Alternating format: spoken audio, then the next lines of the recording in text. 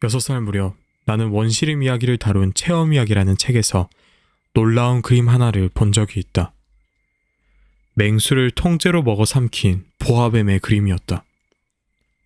이 그림은 그것을 옮겨 그린 것이다. 그 책에는 이렇게 쓰여 있었다. 보아뱀은 먹이를 씹지도 않은 채 통째로 삼키고 그것을 소화하기 위해 무려 6달 동안 꼼짝없이 잠을 잔다. 나는 그 책을 읽으며 밀림 속의 신비로운 모험에 빠져들어 한참을 생각했다. 그리고 색연필로 내 생애 첫 그림을 그리기 시작했다. 나의 그림 제1호. 그것은 다음과 같다. 나는 내가 그린 멋진 작품을 어른들에게 보여주며 그림이 너무 무섭지 않으냐고 물었다. 어른들은 되물었다. 모자가 뭐가 무섭다는 거니? 나는 모자를 그린 것이 아니었다. 그것은 코끼리를 통째로 삼키고 나서 소화하는 보아뱀의 모습이었다. 나는 어른들이 알아볼 수 있도록 보아뱀의 뱃속을 다시 그렸다. 어른들에게는 언제나 자세히 설명해 주어야 한다. 나의 그림 제2호는 바로 이랬다. 어른들은 나에게 속이 보이든 보이지 않든 그런 보아뱀 그림 따위는 집어치우고 지리나 역사, 산수와 문법을 공부하는 게 더 나을 거라고 충고했다. 그래서 나는 6살에 멋진 화가가 되겠다는 꿈을 포기하고 말았다. 내 그림을 이해하는 사람이 아무도 없어서 크게 실망했기 때문이다. 어른들은 혼자서 아무것도 이해하지 못한다. 언제나 모든 것을 일일이 설명해 주어야 하니 어린 나에게는 여간 성가신 일이 아니다. 결국 나는 다른 직업을 선택해 비행기 조종사가 되었다. 그리고 세계 이곳저곳 거의 안 가본 데 없이 날아다녔다. 어른들이 말한 대로 지리 공부가 많은 도움이 되기는 했다. 나는 중국과 애리조나를 쉽게 구별할 수 있었고 야간 비행 중에 방향을 잃었을 때도 그동안 공부한 지리 지식이 꽤 도움이 되었다. 나는 평생 수많은 성실한 사람을 만났다. 오랫동안 어른들 틈에서 살아왔기 때문에 아주 가까이서 그들을 볼 수 있었다. 그렇지만 그들에 대한 내 생각은 크게 변하지 않았다. 어쩌다 똑똑한 사람을 만나면 나는 늘 지니고 다니던 그림 제1호를 보여주며 시험했다.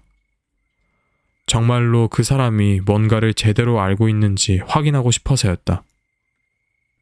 하지만 돌아오는 답은 언제나 같았다. 모자군요. 나는 보아뱀이나 원시림, 그리고 별들에 대해 말하지 않았다. 그 사람이 이해할 수 있는 카드게임이나 골프, 정치와 넥타이에 대해 이야기했다. 그러면 그들은 오늘 유쾌한 사람을 만났다며 매우 좋아했다. 6해 전, 나는 사하라 사막에서 비행기 사고가 나기 전까지 마음을 나눌 만한 친구 하나 없이 외롭게 지냈다. 내가 조종하던 비행기의 엔진에 이상이 생겼는데 정비사나 승객이 한 명도 없었기 때문에 모든 것을 나 혼자 해결해야 했다. 생사가 달린 위급한 문제가 발생한 것이다. 마실 물도 겨우 일주일치밖에 남아있지 않았다. 그날 밤, 나는 사람이 사는 곳으로부터 수천 킬로미터 떨어진 광활한 사막 한복판에서 잠을 청해야 했다. 마치 넓은 바다 한가운데 혼자 뗏목을 타고 표류하는 듯 지독한 외로움이 느껴지는 밤이었다. 그러다 동틀 무렵 아주 나지막한 목소리가 나를 깨웠으니 내가 얼마나 놀랐겠는가. 양 한 마리만 그려줘요. 뭐라고? 양 한 마리만 그려줘요. 나는 벌떡 일어나 주위를 살폈다. 한 이상하게 생긴 어린아이가 심각한 얼굴로 나를 쳐다보고 있었다. 나는 훗날 이 어린아이를 모델로 멋진 초상화를 그린다. 이 그림은 내가 아이를 그린 것 중에 제일 멋지게 표현된 것이다. 아이의 실제 모습과 비교하면 많이 부족한 그림이지만 따지고 보면 내 잘못만은 아니다. 6살 때 어른들의 말을 듣고 화가가 되겠다는 꿈을 접으면서 속이 보이는 혹은 보이지 않는 보아뱀을 그리는 것 말고는 그림 그리는 연습을 전혀 하지 않았으니 말이다. 어쨌든 나는 아이의 등장에 매우 놀라서 휘둥그레진 눈으로 어디선가 나타난 아이를 물끄러미 바라보았다. 기억하는가? 내가 있는 곳은 사람이 사는 곳으로부터 수천 킬로미터 떨어진 사막이라는 사실을. 그런데 어린아이는 지쳐 보이지도 않았고 배고프거나 목이 마른 기색도 없었다. 전혀 길을 잃은 이 아이 같지 않았다. 나는 겨우 정신을 가다듬고 아이에게 말을 건넸다. 너 여기서 뭐 하는 거니? 그러자 아이는 여전히 심각한 표정으로 작게 말했다. 양 한 마리만 그려줘요. 부탁이에요. 매우 신비한 상황에 놓이면 누구나 순순히 그 분위기를 따르기 마련이다. 사람이 사는 곳에서 수천 킬로미터 떨어진 사막, 생사의 걸림길에 선 나는 참으로 이상한 일을 겪고 있다는 걸 느끼면서도 주머니에서 종이 한 장과 만년필을 꺼냈다. 그러다가 이제껏 지리와 역사, 산수와 문법만을 배웠다는 사실이 떠올라 약간 언짢은 표정으로 그림을 잘 그릴 줄 모른다고 말했다. 아이가 다시 나를 재촉했다. 괜찮아요. 양 한 마리만 그려줘요. 나는 여태껏 양을 한 번도 그려본 적이 없었다. 그래서 내가 그릴 수 있는 단 2가지 그림 중에 하나를 그렸다. 속이 보이지 않는 보아뱀이었다. 아이가 그림을 보며 말했다. 아니에요. 코끼리를 삼킨 보아뱀은 싫어요. 보아뱀은 아주 위험해요. 그리고 코끼리는 너무 커서 거추장스럽다고요. 내가 사는 곳은 아주 좁아요. 그래서 나는 양이 필요해요. 양 한 마리만 그려줘요. 아이의 반응에 깜짝 놀란 나는 양을 그렸다. 아이는 그림을 자세히 들여다보고 나서 말했다. 싫어요. 이 양은 변덕하나요. 다시 그려줘요. 나는 다시 그렸다. 그러자 아이는 싱긋 웃으며 너그러운 목소리로 말했다. 이건 양이 아니고 염소네요. 뿔이 있잖아요. 그래서 나는 또다시 양을 그렸다. 이번에도 그림이 마음에 들지 않은 듯 아이는 이렇게 말했다. 양이 너무 늙었어요. 난 오래 살 수 있는 양을 가지고 싶단 말이에요. 나는 서둘러 비행기 수리를 해야 했기 때문에 소소한 마음으로 대충 그림을 끄적인 후 한 마디 툭 건졌다. 이건 상자야. 네가 원하는 양은 이 안에 있어. 그러자 신기하게도 이 어린아이의 표정이 밝아졌다. 내가 원한 게 바로 이거예요. 근데 양한테 풀을 많이 줘야 할까요? 왜 그렇게 물어? 내가 사는 곳은 아주 작거든요. 거기 있는 걸로 충분할 거야. 아주 작은 양이거든. 아이는 그림을 자세히 들여다보니 말했다. 그렇게 작은 양도 아닌데. 어머! 잠이 들었네. 이렇게 나는 어린 왕자를 알게 되었다. 어린 왕자가 어디에서 왔는지 알게 되기까지는 꽤 많은 시간이 걸렸다. 그는 내게 수많은 질문을 했지만 내가 묻는 말은 전혀 귀담아 듣지 않는 것 같았다. 그래서 나는 가끔 어린 왕자가 하는 말에 통해 차츰 그를 알아갔다. 어느 날 어린 왕자가 내 비행기를 보고 물었다. 이 물건은 대체 뭐예요? 이건 물건이 아니고 하늘을 날아다니는 비행기야. 내 비행기. 나는 어린 왕자에게 내가 하늘을 날아다닌다는 것을 이야기하는 게 무척 자랑스러웠다. 그런데 어린 왕자가 큰 소리로 이렇게 외치는 것이 아닌가? 뭐라고요? 그럼 아저씨는 하늘에서 떨어졌다는 거예요? 그래. 나는 조용히 대답했다. 참 재미있다. 어린 왕자가 까르르 웃는 바람에 나는 기분이 좀 언짢았다. 내 불행을 조금이라도 걱정해주길 바랐기 때문이다. 아저씨도 하늘에서 왔단 말이죠? 어느 별에서 왔어요? 그때 문득 이 신비로운 아이가 나타난 이유를 알게 돼 한 줄기 빛이 비치는 듯 싶어 서둘러 물었다. 그럼 넌 다른 별에서 왔니? 그러나 어린 왕자는 아무 대꾸도 하지 않은 채 내 비행기를 바라보며 천천히 고개를 끄덕였다. 이걸 타고 그리 먼 곳에서 오진 못했을 거야. 어린 왕자는 한참 깊은 생각에 잠겼다.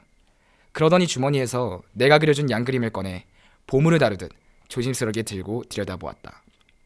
언뜻 내비친 다른 별 이야기를 들은 나는 호기심이 발동해 좀 더 알아보려고 애썼다. 너는 어디서 왔니? 네 집은 어디야? 내가 그려준 양을 어디로 데려갈 거니? 한참 생각에 잠겨 아무 말 없던 어린 왕자가 조용히 입을 열었다. 아저씨가 그려준 상자는 밤에 양의 집이 될 거예요. 참 잘 됐어요. 그렇지. 네가 착하게 잘 있으면 낮에 양을 맬 고삐도 들여줄게. 말뚝도. 양을 매놓는다고요? 그건 정말 이상한 생각이네요. 하지만 그렇게 하지 않으면 아무데나 가서 길을 잃을 수도 있는걸? 그러자 어린 왕자는 까르르 웃었다. 가긴 어딜 간단 말이에요. 뭐 어디든지 곧장 앞으로. 나의 말에 어린 왕자는 진지한 표정을 지으며 대꾸했다. 괜찮아요. 내가 사는 곳은 아주 작거든요. 그러고 나서 우울한 목소리로 덧붙였다. 앞으로 곧장 가봐야 그리 멀리 갈 수도 없는걸요. 나는 매우 중요한 또 하나의 사실을 알게 되었다. 어린 왕자가 산 별은 겨우 집 한 채만 하다는 것. 이는 그리 놀라운 일은 아니었다. 사람들이 지구, 목성, 화성, 금성이라고 부르는 큰 별들 말고도 망원경으로도 보기 어려운 작은 별이 무수히 많다는 사실을 나는 잘 알고 있었기 때문이다. 천문학자들은 그런 작은 별을 발견하면 이름 대신 소행성 32515라는 식으로 번호를 붙인다. 나는 어린 왕자가 소행성 B612호에서 왔다고 믿는다. 근거 없는 추측이 아니다. 이 행성은 1909년에 터키의 한 천문학자가 딱 한 번 망원경으로 본 적이 있다. 그때 천문학자는 국제천문학회에서 행성의 발견을 충분히 증명해 보였다. 그러나 그의 옷차림을 보고 아무도 그의 말을 믿지 않았다. 어른들은 항상 이런 식이다. 그 후 터키의 한 독재자가 국민에게 유럽식으로 옷을 입으라고 명했고 거역하면 사형에 처할 거라고 했다. 1920년 천문학자는 유럽식으로 양복을 차려입고 행성의 발견을 다시 증명해 보였다. 그러자 이번에는 모두 그의 말을 믿었다. 내가 소행성 B612호에 대해 번호를 붙이며 이렇게 자세히 이야기하는 것은 모두 어른들 때문이다. 어른들은 숫자를 무척이나 좋아한다. 어른들에게 새로 사귄 친구에 대해 이야기하면 정작 중요한 것은 묻지 않는다. 그 친구의 목소리는 어때? 그 친구는 무슨 놀이를 좋아하니? 나비를 채집하는 걸 좋아하니? 이런 질문은 하지 않는다. 그 친구는 몇 살이니? 형제는 몇 명이야? 몸무게는 얼마나 나가니? 아버지는 수입이 얼마나 되니? 어른들은 이런 질문으로 친구가 어떤 사람인지 알 수 있다고 생각한다. 어른들에게 다음과 같이 말한다면 아마도 그 집을 상상하지 못할 것이다. 창가에는 예쁘게 핀 제라늄 화분이 놓였고 지붕 위로 비둘기가 날아드는 멋진 장밋빛 벽돌집을 봤어요. 차라리 이렇게 말하면 쉽게 떠올린다. 시세 100만 프랑짜리 집을 봤어요. 그래야 비로소 어른들은 탄성을 지른다. 정말 멋지겠구나. 이런 어른들에게 다음과 같이 어린 왕자에 대해 이야기하면 어떨까? 아주 신비로운 아이였어요. 멋있고 잘 웃었으며 양 한 마리를 가지고 싶어 했어요. 그게 어린 왕자가 이 세상에 존재했다는 증거예요. 누군가가 양을 원한다면 그건 그 사람이 살아있다는 거잖아요.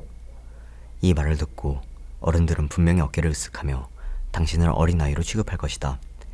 어린 왕자는 소행성 B612호에서 왔어요. 하지만 이렇게 말하면 어른들은 바로 알아듣고 더는 귀찮게 질문하지 않을 것이다. 어른들은 늘 이런 식이다. 그렇다고 그들을 탓해서는 안 된다. 아이들은 어른들을 너그러운 마음으로 이해해야 한다. 삶을 진정으로 이해하는 우리에게 숫자는 그리 중요하지 않다. 나는 이 이야기를 동화처럼 시작하고 싶었다. 옛날에 자기 몸보다 조금 클까 말까한 작은 별에 어린 왕자가 살았어요. 어린 왕자는 친구가 필요했답니다. 이런 식으로 말이다. 그래야 삶을 진정으로 이해하는 사람들에게 이야기가 훨씬 진실하게 와닿을 테니까. 하지만 내가 그렇게 시작하지 않은 이유는 사람들이 이 책을 가볍게 읽고 잊어버리지 않기를 바랐기 때문이다. 나는 어린 왕자의 추억을 꺼낼 때마다 깊은 슬픔을 느낀다. 6해 전 어린 왕자는 내가 그려준 양과 함께 떠났다. 내가 여기 어린 왕자를 되새기는 까닭은 그를 영원히 잊지 않기 위해서다. 친구를 잊는다는 것은 참으로 슬픈 일이다. 누구나 친구를 갖는 것은 아니다. 내가 만약 그를 잊는다면 나도 숫자로 이야기하기를 좋아하는 어른이 되어버릴지도 모른다. 나는 그런 어른이 되지 않기 위해 그림 물감과 연필을 샀다.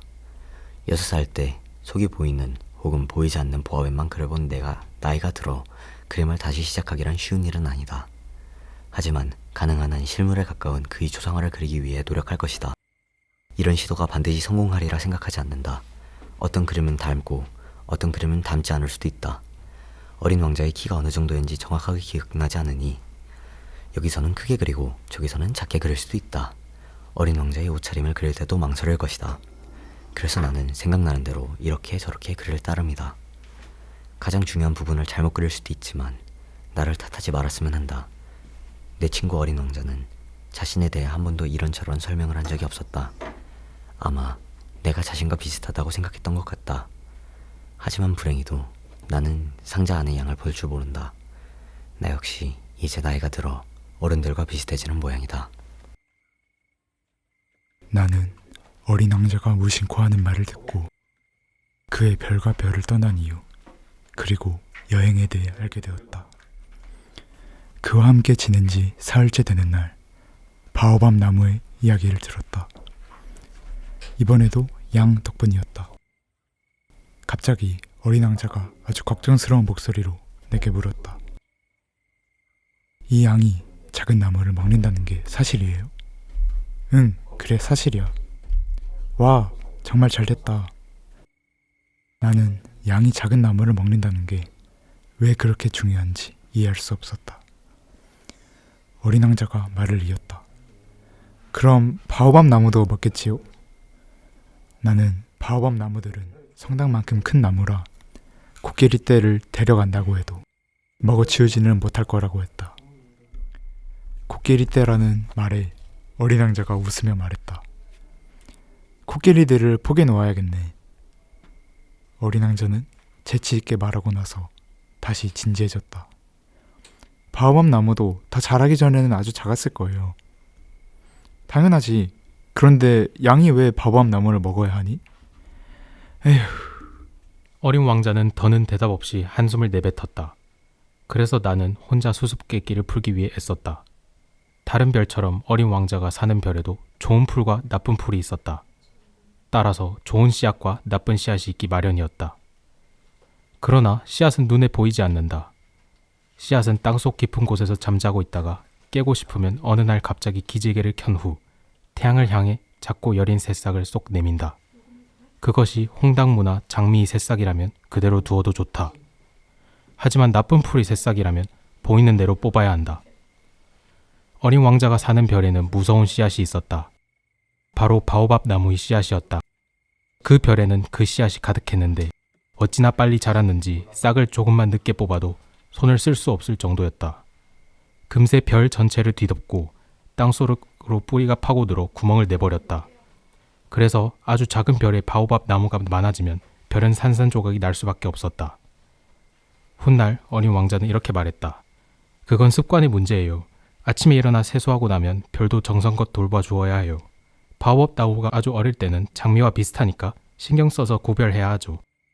바오밥 나무인지 아닌지 잘 보고 가려 뽑아야 해요. 이건 좀 귀찮은 일이지만 생각보다 무척 쉬워요. 그리고 이것을 지구별에 사는 아이들이 기억하도록 예쁘게 그려놓으라고 충고했다.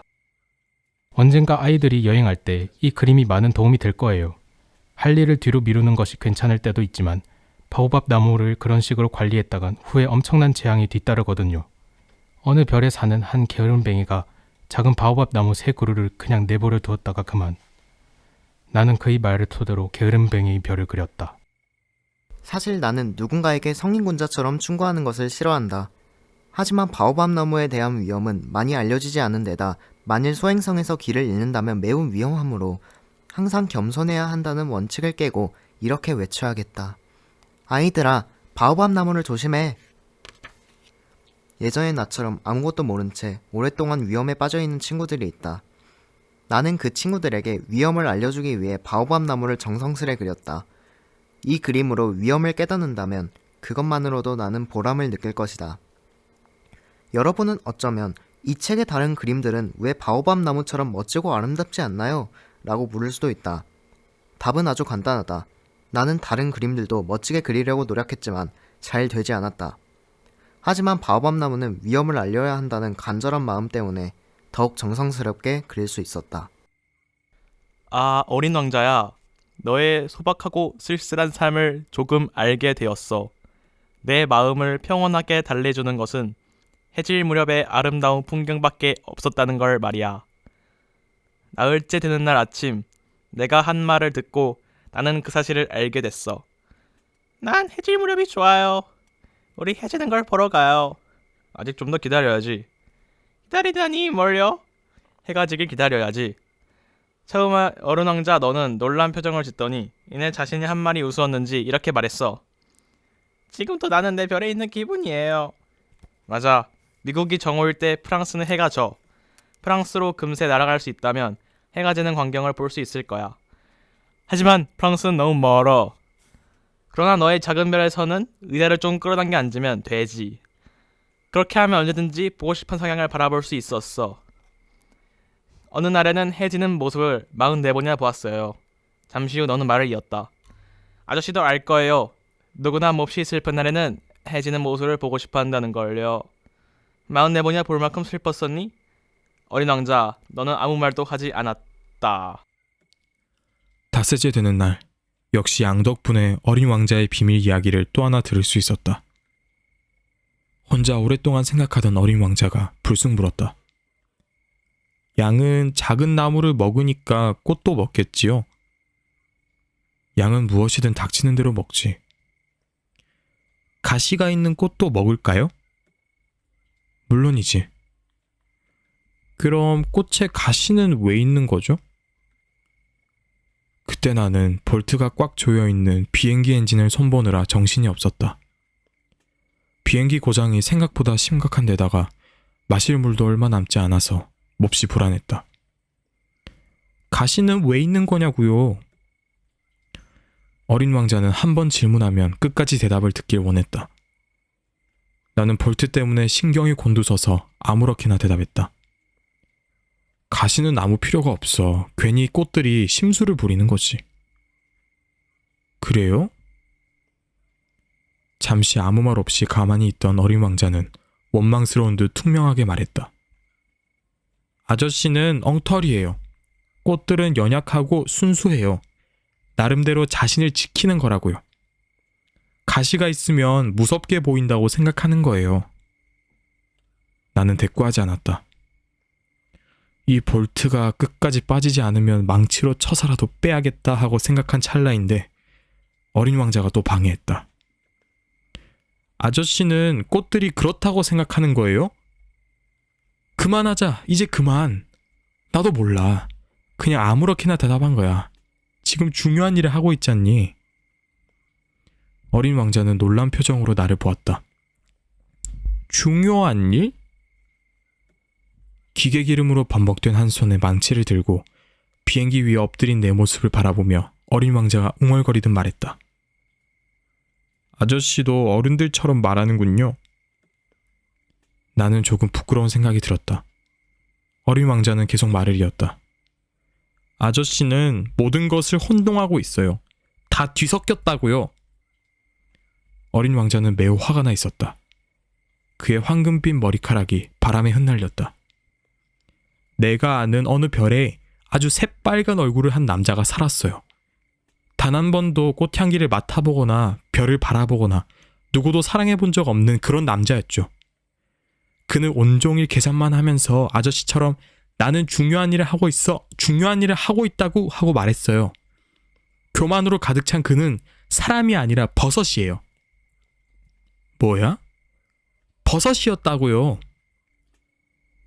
어린 왕자는 얼마나 화가 났는지 얼굴이 창백했다.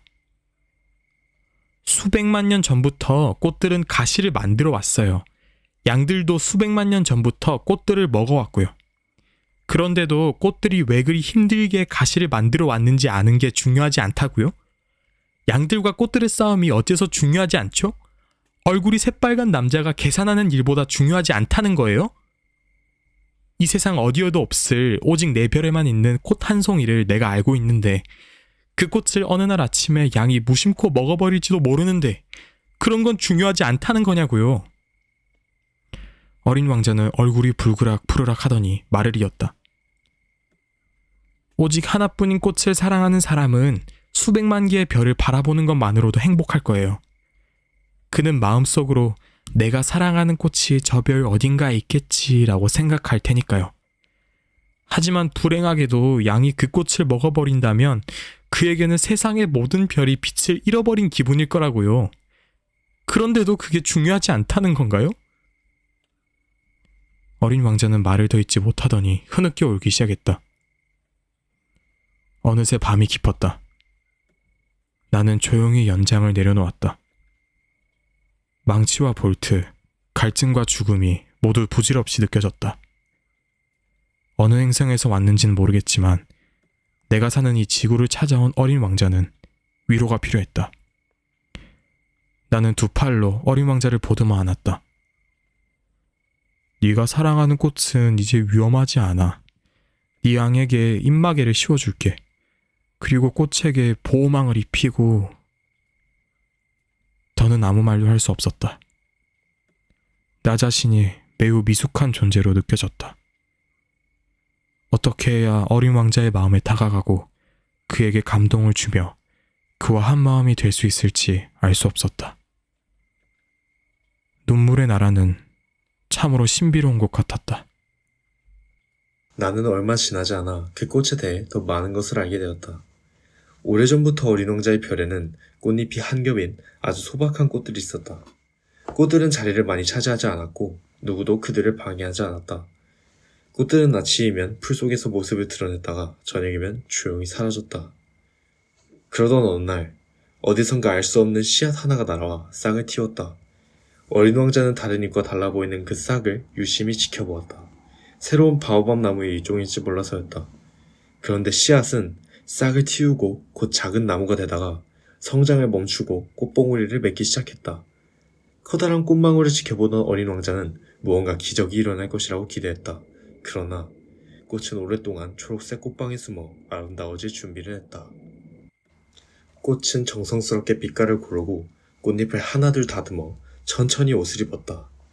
그 꽃은 개안개비처럼 구겨진 모습으로 피어나고 싶지 않은 모양이었다. 가장 아름다운 모습으로 피어나고 싶은 듯 했다. 신비로운 몸단장을 며칠 동안 계속하던 꽃은 어느 날 아침 해가 뜰 무렵 모습을 드러냈다. 아, 정말로 우아한 꽃이었다. 꽃이 하품을 하며 말했다. 아, 이제야 깼네? 미안해요. 머리가 다 헝클어졌네. 꽃을 보고 감탄한 어린 왕자가 말했다. 정말 아름다워요. 꽃이 달콤한 목소리로 대답했다. 그렇죠? 나는 해와 함께 태어났어요. 어린 왕자는 꽃이 겸손하지 않다고 생각했다. 하지만 이렇게 마음을 설레게 하는 꽃이 또 있을까? 이제 아침 식사 시간인 것 같은데 제 식사 좀 챙겨주지 않으시겠어요? 꽃이 말했을 때 어린 왕자는 당황했지만 재빨리 신선한 물을 물뿌리기에 담아 뿌려주었다. 이렇게 꽃은 심술궂은 허영심과 까다로운 성품으로 어린 왕자를 괴롭혔다. 어느 날은 자신이 가진 4개의 가시를 보이며 어린 왕자에게 말했다. 호랑이들이 발톱을 세우고 달려들지도 모르잖아요. 어린 왕자는 말했다. 우리 별에는 호랑이가 없어요. 그리고 호랑이는 풀을 먹지 않아요. 난 풀이 아니에요. 아, 미안해요. 난 호랑이는 하나도 무섭지 않아요. 하지만 바람은 무서워요. 바람막이를 가져다 주겠어요? 어린 왕자는 생각했다. 바람이 무섭다니. 식물인데 참 불행한 일이군. 이 꽃은 너무 까다로운 것 같아. 저녁에는 제게 유리덮개를 씌워주세요. 당신이 사는 이 별은 너무 추워요. 환경도 그리 좋지 않고요. 제가 전에 살던 곳은... 꽃은 더 말을 잇지 못했다. 꽃은 제일 처음에 씨앗으로 이곳에 자리 잡았기 때문에 다른 세상에 대해 알 리가 없었다. 거짓말을 하려다 들통이나 부끄러워진 꽃은 어린 왕자를 탓하며 두세 번 헛기침을 했다. 바람막이를 달라고 했잖아요. 찾아보려 했는데 당신이 계속 말을 하고 있어서. 그러자 꽃은 일부러 더 심하게 기침을 했다. 어린 왕자는 착한 마음으로 꽃을 사랑했지만 조금씩 의심하기 시작했다. 꽃이 무심코 하는 말을 어린 왕자는 심각하게 받아들여 마음의 상처를 받았다. 어느 날 어린 왕자는 내게 이렇게 고백했다. 그 꽃이 하는 말 귀담아 듣지 말았어야 됐어요. 꽃이 뭐라고 하든지 신경 쓰지 말고 그냥 바라보고 향기만 맡으면 되는 거였어요. 그 꽃은 내 별을 향긋한 향기로 가득 채웠지만 나는 그 향기를 즐기지 못했죠. 가시 이야기는 듣기 싫었지만 측은한 마음으로 들었어야 했어요. 어린 왕자는 이어서 말했다. 그때는 아무것도 이해하지 못했어요. 꽃의 말이 아닌 행동을 보고 판단했어야 되는데 그 꽃은 나에게 향기를 주고 마음을 환하게 해줬어요. 떠나지 말았어야 되는데 단순한 거짓말을 뒤에 숨긴 연약한 마음을 알았어야 했어요. 꽃이 얼마나 모순된 존재인지. 그때 난 너무 어려서 꽃을 진정으로 사랑하지 못했어요. 나는 어린 왕자가 이동하는 철새들의 무리에 섞여 자신의 별을 떠나왔다고 생각한다. 별을 떠나는 날 아침, 어린 왕자는 별을 정성껏 정리했다. 특히 화라산을 깨끗이 청소했다. 어린 왕자의 별에는 불을 뿜는 2개의 화라산이 있었다. 그것은 아침밥을 따뜻이 데울 때 아주 편리했다. 불이 꺼진 휴화산도 하나 있었다. 어린 왕자는 어찌 될지 알 수 없어서 그것도 깨끗이 청소해 두었다. 화산은 청소만 잘해주면 폭발하지 않고 규칙적으로 부드럽게 불을 내뿜는다. 화산 폭발은 마치 굴뚝에 솟아오르는 불꽃과 같다. 물론 지구 위에 사는 우리는 화산보다 훨씬 작아서 그것을 청소할 수 없다. 그래서 우리는 종종 화산 폭발로 곤란한 일을 겪곤 한다. 어린 왕자는 울적한 기분으로 별에서 자라고 있는 바오밥 나무의 마지막 남은 싹들도 모조리 뽑아냈다. 그는 다시 돌아오지 못할 거라고 생각했다. 그래서 평소에 늘 하던 일이 그날 아침에는 유난히 친근하게 느껴지고 애착이 갔다. 마지막으로 꽃에 물을 주고 유리 덮개를 씌우려는 순간 그는 눈물이 날 것 같았다. 잘 있어요. 어린 왕자는 꽃에게 작별 인사를 했다. 꽃은 아무 대답도 하지 않았다. 어린 왕자가 다시 인사했다. 안녕, 잘 있어요. 꽃은 기침을 했다. 그것은 감기 때문이 아니었다. 마침내 꽃은 조용히 말했다. 내가 그동안 어리석었어요. 용서하세요. 그리고 행복하길 바랄게요. 어린 왕자는 꽃이 비난 섞인 어투로 말하지 않아서 깜짝 놀랐다. 그래서 유리덮개를 손에 든 채 그대로 멍하니 서 있었다. 갑자기 다소곳하고 다정한 모습으로 말하는 꽃을 이해할 수 없었다. 나는 당신이 좋아요. 당신은 몰랐을 거예요.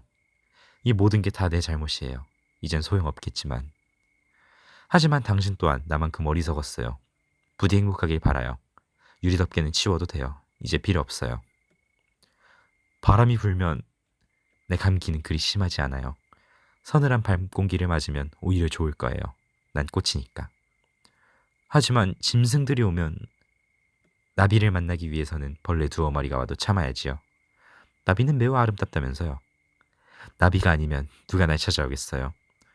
당신은 이제 멀리 떠나잖아요. 짐승들이 와도 걱정하지 않아요. 난 가시를 가지고 있으니까요. 그렇게 말하며 꽃은 천진난만하게 4개의 가시를 보여주었다. 그리고 이어 말했다. 계속 그렇게 우물쭈물 서 있을 거예요? 성 가셔요. 떠날 거면 빨리 떠나요. 꽃은 어린 왕자에게 우는 모습을 보이고 싶지 않았던 것이다. 그만큼 자존심이 강한 꽃이었다. 어린 왕자의 별과 가까운 곳에 소행성 325호, 326호, 327호, 328호, 329호, 330호가 있었다. 어린 왕자는 할 일도 찾고 견문도 넓힐 겸 그 별들을 둘러보기로 했다. 첫 번째 별에는 왕이 살았다. 왕은 저줏빛 천에 흰 담비 모피가 달린 옷을 입고 매우 소박하지만 위험 있어 보이는 옥좌에 앉아 있었다. 왕은 어린 왕자를 보고 큰 목소리로 외쳤다. 아, 신하로구나.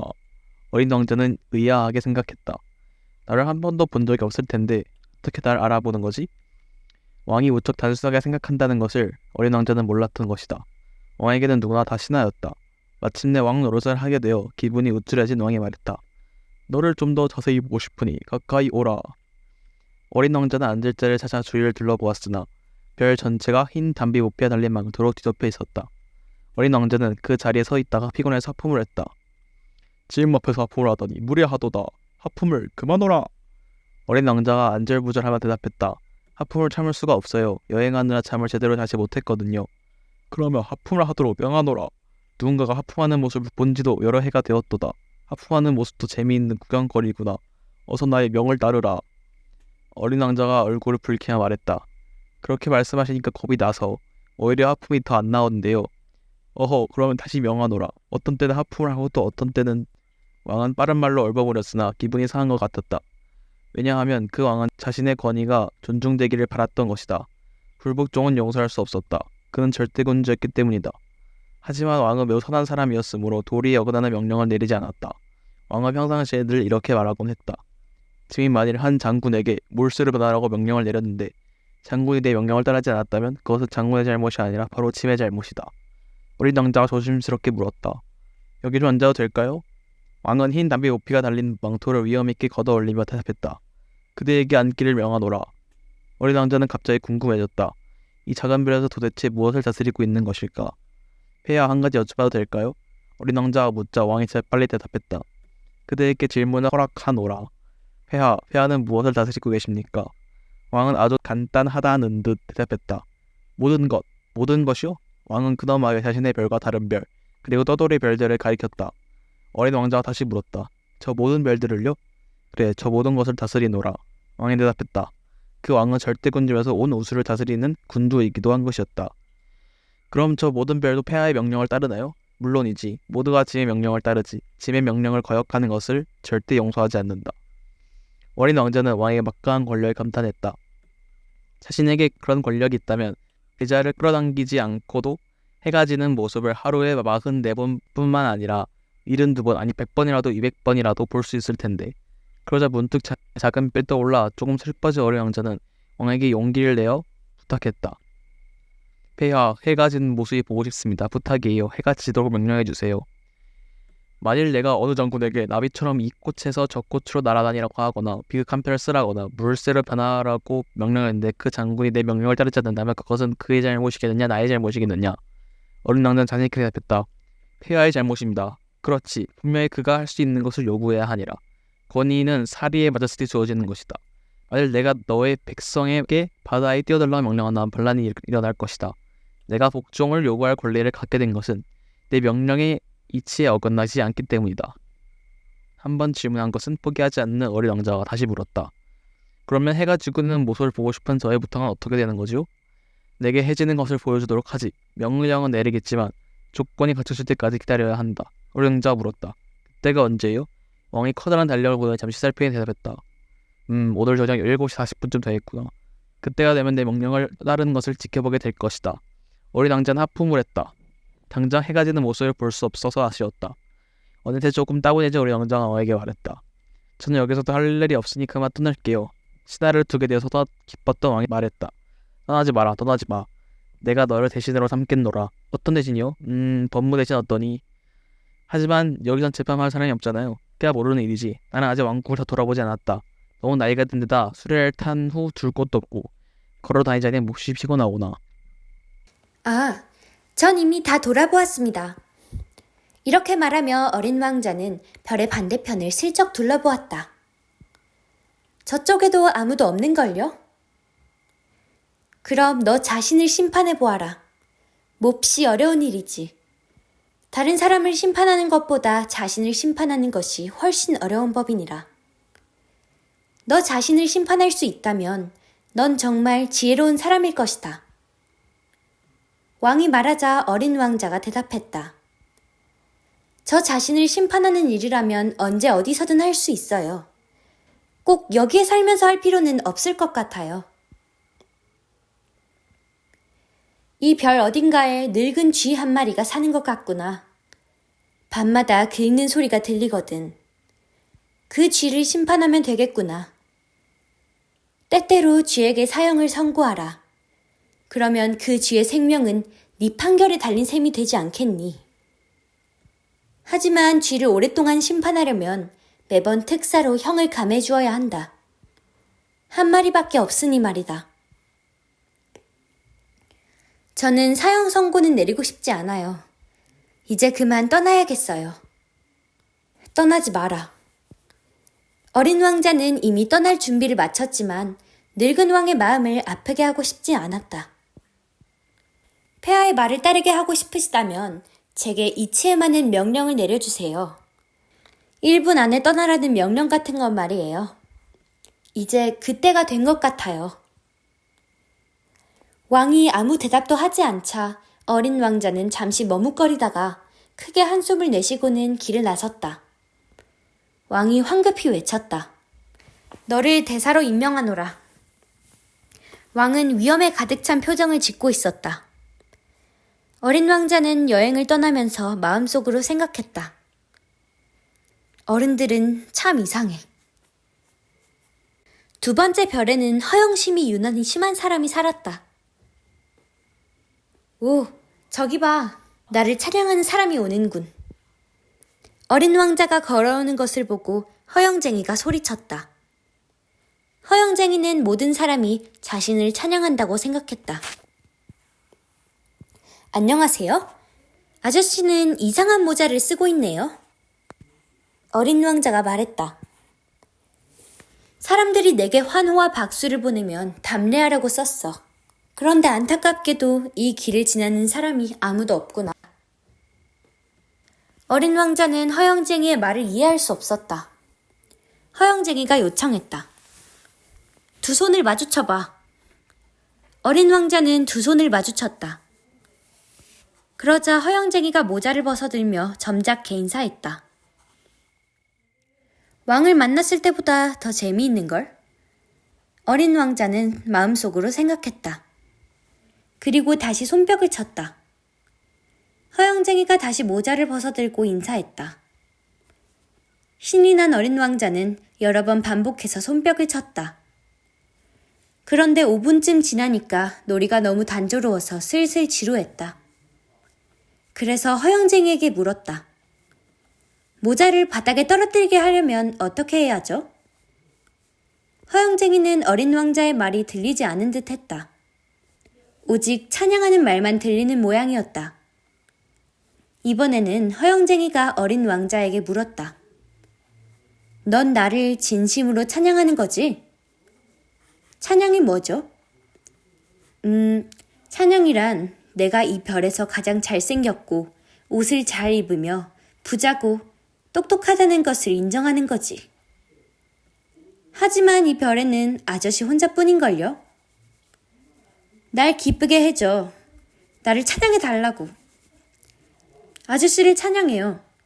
하지만 이런 게 무슨 소용이에요? 어린 왕자는 어깨를 으쓱하며 이렇게 말하고 발길을 돌렸다. 다시 여행을 떠나면서 어린 왕자는 또다시 속으로 생각했다. 어른들은 아무래도 이상하단 말이야. 세 번째 별에는 술꾼이 살았다. 짧은 만남 동안 술꾼은 어린 왕자를 몹시 우울하게 만들었다. 어린 왕자는 한 무더기에 빈 병과 술이 가득 찬 병을 앞에 두고 아무 말 없이 앉아있는 술꾼에게 물었다. 아저씨, 지금 뭘 하고 계신 거죠? 몹시 우울한 표정으로 술꾼이 답변했다. 술을 마시고 있잖니. 어린 왕자가 물었다. 왜 술을 마셔요? 술꾼이 대답했다. 잊기 위해서란다. 어린 왕자는 왠지 술꾼이 측은하게 느껴졌다. 뭘 잊고 싶은데요? 술꾼이 머리를 숙이며 대답했다. 부끄러움을 잊고 싶단다. 그를 돕고 싶은 마음에 어린 왕자는 계속 캐물었다. 뭐가 부끄러운데요? 술을 마시는 게 부끄럽구나. 이렇게 말하고 술꾼은 긴 침묵에 잠겼다. 어린 왕자는 어리둥절했다. 난처해진 그는 조용히 그 별을 떠났다. 어른들은 아무리 생각해도 너무 이상해. 어린 왕자는 마음속으로 생각하며 다시 여행을 떠났다. 네 번째 별에는 장사꾼이 살았다. 장사꾼은 어린 왕자가 왔는데도 고개조차 들지 않을 만큼 바빴다. 어린 왕자가 다가가 먼저 인사를 건넸다. 안녕하세요. 담뱃불이 꺼졌네요. 3 더하기 2는 5 더하기 7은 12, 12 더하기 3은 15. 안녕. 15 더하기 7은 22, 22 더하기 6은 28. 담뱃불을 붙일 시간도 없군. 26 더하기 5는 31. 그러면 다 해서 5억 160이면 2731이군. 5억이라니 뭐가요? 아니, 너 아직 거기 있었니? 5억 162만... 얼마였더라. 난 할 일이 너무 많아. 난 성실한 사람이야. 너와 이야기 나눌 시간이 없어. 2에 5를 더하면 7... 한 번 물은 것은 꼭 대답을 들어야 하는 어린 왕자가 장사꾼에게 다시 물었다. 뭐가 5억이라는 거죠? 장사꾼은 그제야 얼굴을 들고 말했다. 나는 이 별에서 54년을 살았어. 그동안 내 일을 방해받은 적은 딱 3번 있었지. 첫 번째는 22년 전 어디선가 날아든 풍뎅이가 요라는 소리로 방해해서 개선이 4번이나 들린 거야. 두 번째는 11년 전이었는데 운동이 부족한 탓이었는지 갑자기 류머티즘에 걸렸어. 산책할 시간조차 없었거든. 그리고 세 번째는 바로 지금이야. 내가 얼마라고 했었지? 5억 162만. 그러니까 뭐가 5억이냐고요. 장사꾼은 더 이상 일에 집중할 수 없다고 생각했는지 어린 왕자의 물음에 대답했다. 저기 하늘에 보이는 작은 것들 말이야. 파리 말이에요? 아니, 반짝반짝 빛나는 것들 말이야.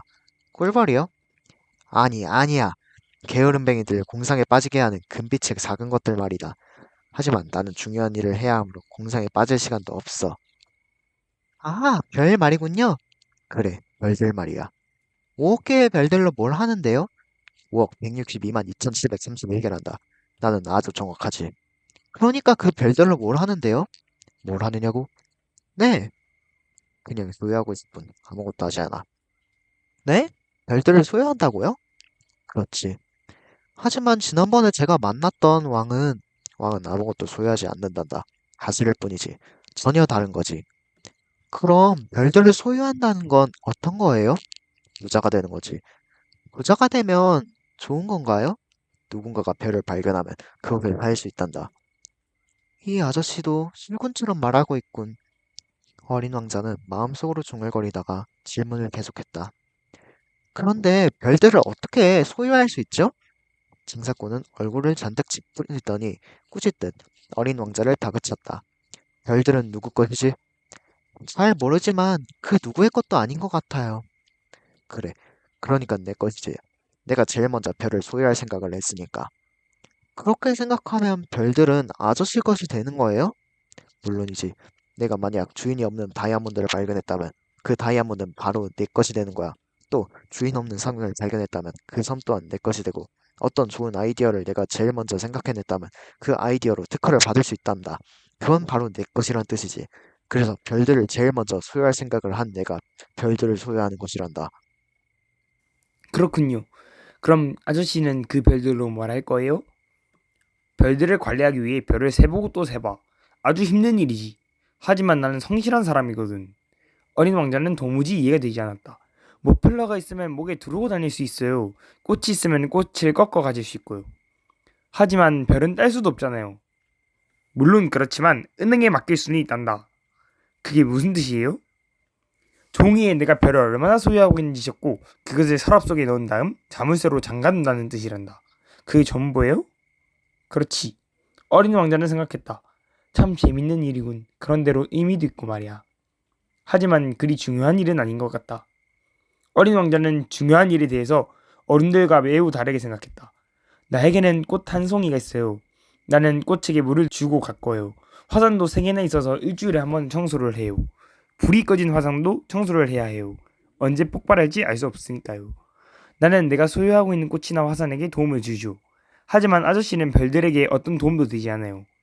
장사꾼은 대답하려 했지만 마땅한 말을 찾지 못했다. 어린 왕자는 그 별을 떠났다. 정말이지 어른들은 너무너무 이상해. 여행을 계속하며 어린 왕자는 마음속으로 생각했다. 5번째 별은 가장 작은 별이었는데 참 신기했다. 얼마나 작은지 가로등 하나와 불 켜는 사람이 있을 자리밖에 없었다. 집도 없고 사람도 살지 않는 그런 별에 가로등과 불 켜는 사람이 굳이 필요가 있을까 싶어 어린 왕자는 이해가 되지 않았다. 어린 왕자는 마음속으로 생각했다. 이 사람도 어리석을지 몰라. 하지만 왕이나 허영쟁이, 장사꾼이나 술꾼보단 덜하겠지. 그나마 그가 하는 일은 의미 있는 일이니까. 가로등을 켜는 것은 마치 별 하나, 꽃 한 송이를 탄생시키는 것과 마찬가지고 가로등을 끄면 꽃이나 별을 잠들게 하는 것이니 이 얼마나 아름답고 유익한 일이야. 어린 왕자는 가로등을 켜는 사람에게 다가가 공손히 인사를 건넸다. 아저씨, 안녕하세요. 그런데 왜 가로등을 껐어요? 가로등 켜는 사람이 대답했다. 안녕, 나는 시키는 대로 한 거란다. 뭐라고 시켰는데요? 가로등을 끄라고. 잘 자라. 그렇게 말하더니 곧 다시 가로등을 켰다. 가로등을 왜 다시 켰어요? 명령이니까. 도대체 무슨 말인지 모르겠어요. 이해할 필요 없어. 시키면 시키는 대로 하는 거야. 안녕.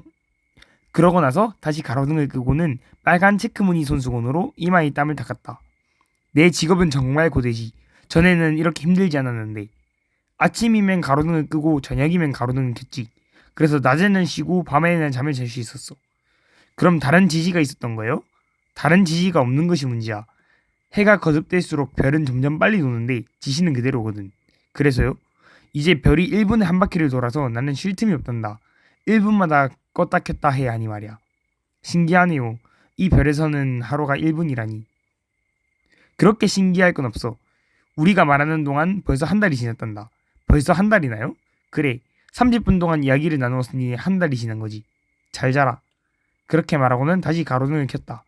어린 왕자는 조용히 그를 바라봤고 지시를 충실히 따르는 가로등 켜는 사람이 좋아졌다. 어린 왕자는 자신이 살던 별에서의 기억이 떠올랐다. 그는 해가 지는 광경이 보고 싶어서 의자를 움직이 앉곤 했었다. 어린 왕자는 가로등 켜는 사람을 돕고 싶었다. 아저씨가 쉬고 싶을 때 쉴 방법을 알고 있어요.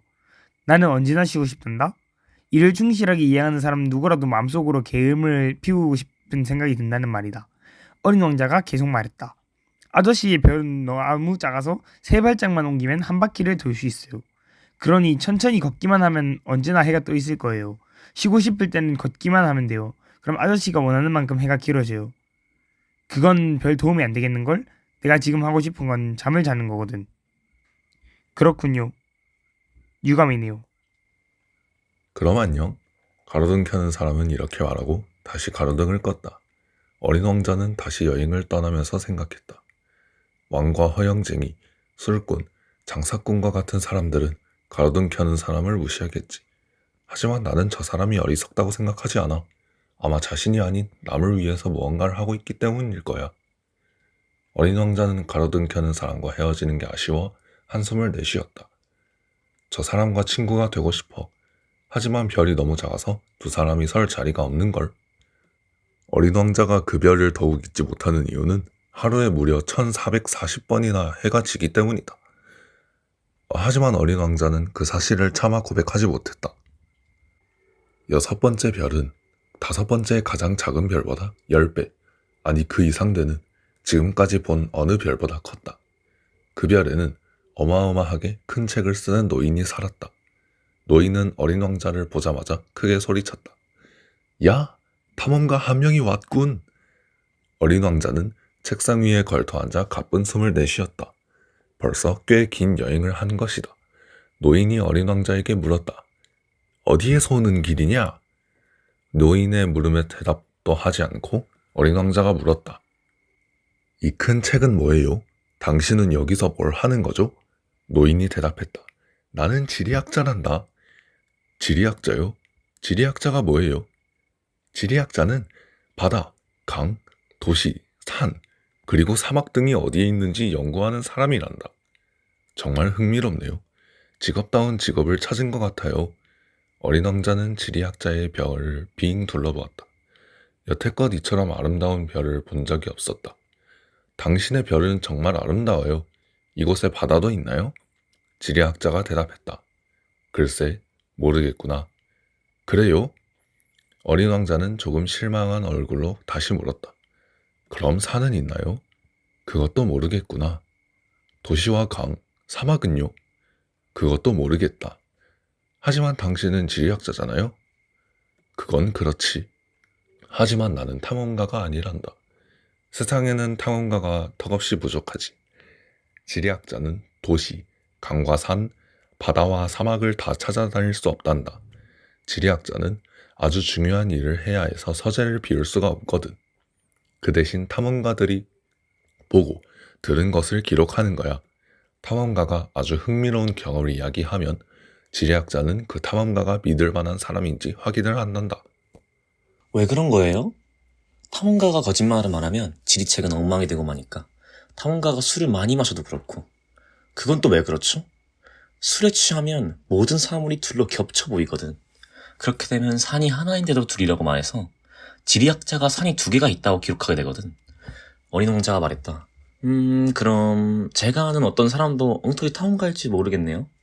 그럴지도 모르겠구나. 탐험가가 정직해 보이면 그가 발견한 것들을 조사한단다. 직접 찾아가 보는 거예요?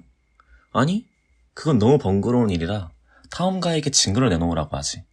예를 들어 큰 산을 발견했다면 큰 돌을 가져오라고 하는 식으로 말이야. 이렇게 말하더니 지리학자가 흥분해서 물었다. 참, 너는 멀리서 왔다고 했지. 훌륭한 탐험가구나. 너의 별에 대해서 이야기해 주겠니? 노인은 노트를 펼치더니 연필을 깎기 시작했다. 탐험가의 이야기를 듣고 먼저 연필로 적은 다음 탐험가가 증거물을 가지고 오면 그때 비로소 잉크로 다시 기록했다. 노인이 요청했다. 자, 얘기해보아라. 네 별은 어떤 곳이지? 내 별은 그리 흥미롭지 않아요. 아주 작은 별이죠. 화산이 3개 있는데 2개는 불이 붙어있는 화라산이고 하나는 불이 꺼진 휴화산이에요. 하지만 휴화산도 언제 어떻게 될지 몰라요. 그렇지, 어떻게 될지 아무도 알 수 없지. 그리고 꽃도 한 송이 있어요. 그래? 하지만 우리는 꽃은 기록하지 않는단다. 왜요? 얼마나 예쁜 꽃인데요. 꽃은 한순간일 뿐이지 않니? 한순간이라뇨? 그게 무슨 뜻이죠? 지리책은 아주 중요한 책 중에 하나지. 변하지 않는. 산이 자리를 옮긴다는 건 극히 드문 일이고 바다가 마르는 일도 무척이나 드물지 않니? 우리는 변하지 않는 영원한 것만 기록한단다. 하지만 휴화산이 다시 활동을 시작할 수도 있잖아요. 어린 왕자가 대답하려는 노인의 말을 막았다. 그런데 한순간이라는 게 무슨 뜻이에요? 우리에게 중요한 것은 불을 뿜어내는 화산이나 뿜지 않은 화산이 아니란다. 언제나 변하지 않는 산이지. 한 번 질문하면 끝까지 답을 듣고 마는 어린 왕자가 다시 물었다. 그런데 한순간일 뿐이라는 게 무슨 뜻이냐고요? 어느 순간 사라져 버릴 수 있다는 말이란다. 그럼 내 꽃도 어느 순간 사라질 수 있다는 거예요? 물론이지. 어린 왕자는 갑자기 후회되기 시작했다. 내 꽃은 한순간일 뿐인데 세상에서 자신을 보호할 수 있는 것이라곤 4개의 가시가 전부인 꽃이 별에 혼자 남겨두고 떠나오다니. 그러나 어린 왕자는 다시 용기를 내기 노인에게 물었다. 어느 별에 여행하면 좋을까요? 노인이 대답했다. 지구라는 별에 가보렴. 아주 괜찮다더구나. 이렇게 해서 어린 왕자는 홀로 남기고 온 꽃을 생각하며 다시 여행을 떠났다. 어린 왕자는 7번째 별인 지구에 도착했다. 지구는 이제까지 여행했던 별들과 달랐다. 지구에는 흑인 왕을 포함해 111명의 왕과 7,000명의 지리학자, 90만 명의 장사꾼과 750만 명의 술꾼, 3억 1,100만 명의 허영쟁이 등 약 20억 명 정도의 어른들이 살았다. 전기가 발명되기 전에는 가로등 켜는 사람이 6대륙에 46만 2,511명이 있었다는 말만 들어도 지구가 얼마나 큰 별인지 짐작할 것이다. 지구를 조금 멀리 떨어진 곳에서 바라보면 눈이 부시도록 멋졌다. 가로등 켜는 사람들이 무리지어 움직이면 온 세상이 규칙적으로 밝아졌다. 마치 오페라의 발레단을 보는 것 같았다. 제일 처음으로 뉴질랜드와 오스트레일리아의 가로등 켜는 사람들이 무대에 나갔다. 그들이 등을 켠 뒤 잠을 자러 가면 중국과 시베리아의 가로등 켜는 사람들이 춤을 추러 무대에 나갔다. 그들 역시 잠을 자러 무대 뒤로 나가면 이번에는 러시아와 인도의 가로등 켜는 사람들이 등을 밝혔다. 그 다음은 아프리카와 유럽, 또 그 다음은 남아메리카와 북아메리카의 가로등 켜는 사람들이 차례로 나갔다. 그들은 한 번도 순서를 어기지 않고 무대에 나타났다가 사라지기를 반복했다. 그것은 정말로 엄청난 광경이었다. 북극과 남극에는 가로등 켜는 사람이 각각 1명 있었는데 한가하고 여유롭게 생활했다. 그들은 1년에 딱 2번만 등을 켰기 때문이다. 말을 재미있게 하려다 보면 약간의 거짓이 보태지기도 한다. 가로등 켜는 사람들에 대해 이야기하면서 나도 약간 과장했다. 그래서 지구를 잘 알지 못하는 사람들이 내 이야기를 듣고 잘못 생각할까봐 우려된다. 사실 지구에서 사람들이 차지하는 면적은 그다지 넓지 않다. 지구에 사는 20억 명의 사람들이 모두 모여 바짝 붙어 선다면 세로 32km, 가로 32km의 공간이면 충분하다. 이 모든 사람을 태평양의 가장 작은 섬에 몰아넣는 것도 가능할 것이다. 물론 어른들은 이 말을 믿지 않을 것이다. 그들은 자신이 굉장히 넓은 공간을 차지하고 있다고 믿기 때문이다. 마치 자신이 바오밥 나무처럼 커다랗고 중요한 존재라고 생각한다. 아마도 숫자를 좋아하는 그들에게 계산해 보라고 하면 매우 좋아할 것이다. 그러나 그런 지루한 계산으로 시간을 낭비하지 마라. 그건 불필요한 일이다. 그저 내 말만 믿으면 된다. 어린 왕자는 지구에 들어섰을 때 사람이 보이지 않아 매우 놀랐다. 혹시 잘못 들어선 것이 아닐까 두렵기까지 했다. 그때 마침 달빛 색깔을 반짝이는 둥근 고리 하나가 모래밭에서 꿈틀거렸다. 어린 왕자는 혹시나 하는 마음에 인사를 건넸다. 안녕? 안녕. 뱀이 대답했다. 어린 왕자가 물었다. 내가 서 있는 이 별은 무슨 별이니? 지구별의 아프리카야. 그렇구나. 그런데 여기는 사람이 살지 않니? 여긴 사막이고 사막에는 사람이 살지 않아. 지구는 아주 크단다. 어린 왕자는 돌담에 걸터 앉아 하늘을 올려다보았다. 언제라도 다시 돌아갈 수 있게 별이 빛나는 곳일까? 내 별을 봐. 내 머리 위에서 반짝이고 있어. 하지만 너무 멀리 있는 것 같아. 뱀이 말했다. 정말 아름다운 별이구나. 넌 여기에 무슨 일로 왔니? 내가 아는 꽃과 좀 문제가 있었거든. 그래. 둘은 한동안 말이 없었다. 마침내 어린 왕자가 입을 열었다. 사람들은 어디에 있니? 사막은 좀 외로운 것 같아. 뱀이 말했다. 사람들과 함께 있어도 외롭기는 마찬가지야. 어린 왕자는 물끄러미 뱀을 바라보았다. 넌 참 신기한 모습을 하고 있구나. 손가락처럼 가는 게 그래도 왕의 손가락보단 힘이 세지. 어린 왕자는 조용히 미소 지었다. 그렇게 힘세 보이지 않은데? 발도 없고 여행할 수도 없잖아. 하지만 난 배보다 멀리 너를 데리고 갈 수 있어. 이렇게 말한 뱀은 마치 황금 팔찌처럼 어린 왕자의 발목을 휘감았다. 뱀이 덧붙여 말했다. 내가 건드리기만 하면 누구라도 처음 왔던 그곳으로 돌아가지. 하지만 너는 아주 순수하고 머나먼 별에서 왔으니. 어린 왕자는 아무 대꾸도 하지 않았다. 나는 네가 가엾어 보여. 이렇게 약한 아이가 홀로 지구에 오다니. 네가 온 별이 그리워져 다시 돌아가고 싶다면 언제든 내가 도와줄게. 어린 왕자가 말했다. 그래, 알았어. 그런데 넌 왜 자꾸 수수께끼 같은 말만 하는 거니? 난 모든 것을 풀 수 있으니까. 뱀이 말했다. 그 후 둘은 한동안 아무 말도 하지 않았다. 어린 왕자는 사막을 가로질러 걸었지만 겨우 한 송이 꽃밖에 만나지 못했다. 세 장의 꽃잎을 가진 아주 소박한 꽃이었다. 어린 왕자는 꽃에 인사를 건넸다. 안녕? 안녕? 꽃이 대답했다.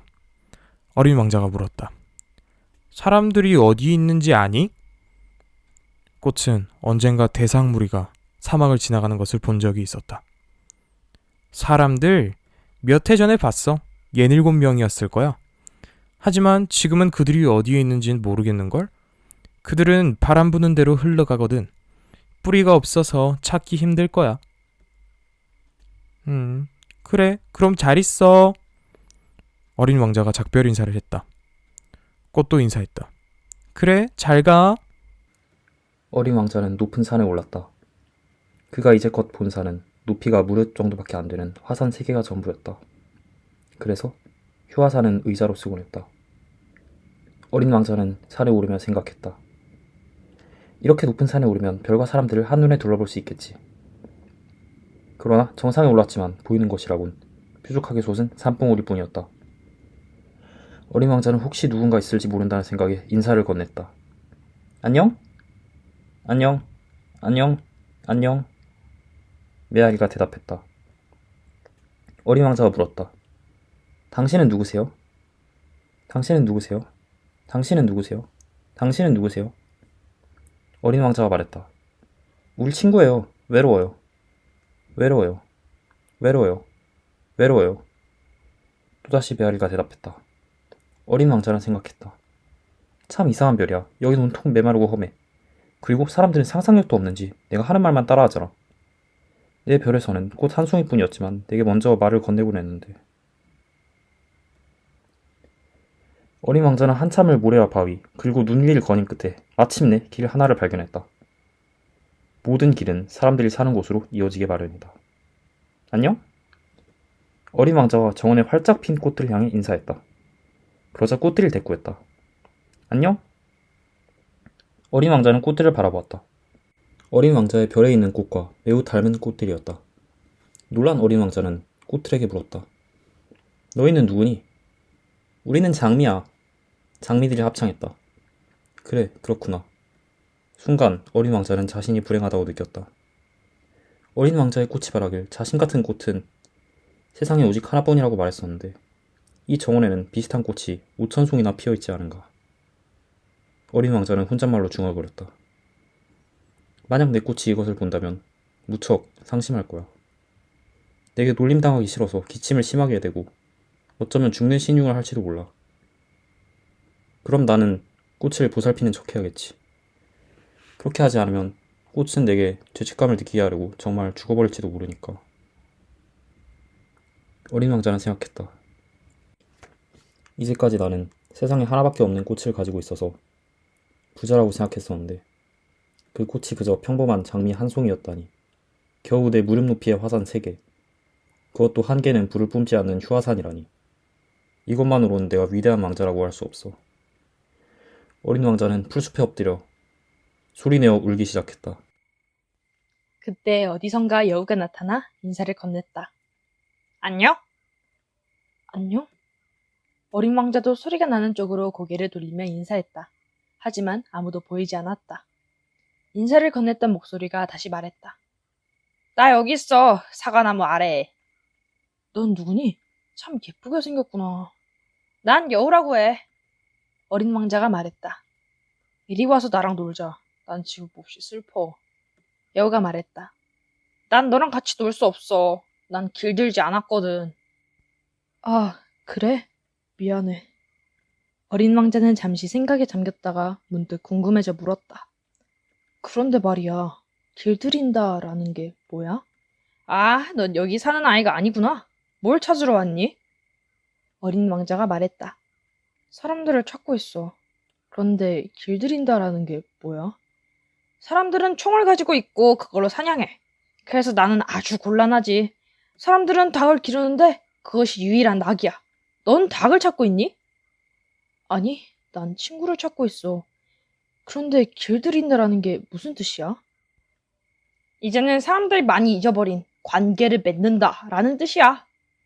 관계를 맺는다고? 그래, 지금 너는 나에게 수많은 아이와 다름없는 작은 소년에 지나지 않아. 난 네가 필요하지 않고, 물론 너도 내가 필요하지 않지. 나도 너에게 수많은 여우 중 하나에 지나지 않으니까. 하지만 너가 나를 길들인다면 우리는 서로 필요한 존재가 되는 거야. 나한테 너라는 존재는 세상에 하나밖에 없는 사람이 되는 거고, 너한테 나는 세상에 하나밖에 없는 여우가 되는 거니까. 어린 왕자는 고개를 끄덕였다. 이제 무슨 말인지 조금 이해가 돼. 나에게는 꽃 한 송이가 있는데 난 그 꽃에게 길든 것 같아. 그럴 수도 있을 거야. 지구에서는 온갖 일들이 일어나니까. 아니, 내 이야기는 지구에서 일어난 일이 아니야. 여우는 깜짝 놀란 표정으로 말했다. 그럼 다른 별에서 있었던 이야기란 말이야? 응, 그래. 혹시 그 별에도 사냥꾼이 있니?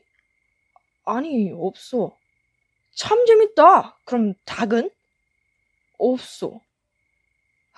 세상에 완벽한 곳은 없군. 여우는 한숨을 내쉬었다. 그러나 금세 기운을 내어 말했다. 내 생활은 무척 단조로워. 난 닭을 쫓고 사람들은 나를 쫓지. 닭들은 모두 비슷비슷하고 사람들도 크게 다르지 않아. 그래서 나는 늘 지루해. 하지만 너가 나를 길들인다면 내 생활은 많이 달라질 거야. 그러면 수많은 발소리 중에 네 발소리를 구별하게 될 거야. 다른 소리는 날 땅속 깊이 숨게 하지만 네 발소리는 마치 음악 소리처럼 나를 밖으로 불러낼 거야. 그리고 저기 밀밭이 보이지? 나는 빵을 좋아하지 않아. 밀은 나에게 아무 필요가 없거든. 그래서 밀밭을 바라봐도 나는 아무 생각도 느낌도 없어. 그건 슬픈 일이지. 하지만 아름다운 황급빛 머리카락을 지닌 네가 나를 길들인다면 밀밭은 내게 아주 근사한 광경으로 보일 거야. 밀밭이 황금 물결을 이룰 때 네가 기억날 테니까. 그러면 나는 밀밭을 스쳐 지나는 바람소리마저도 사랑하게 될 거야. 여우는 이렇게 말하고 어린 왕자를 오랫동안 바라보았다.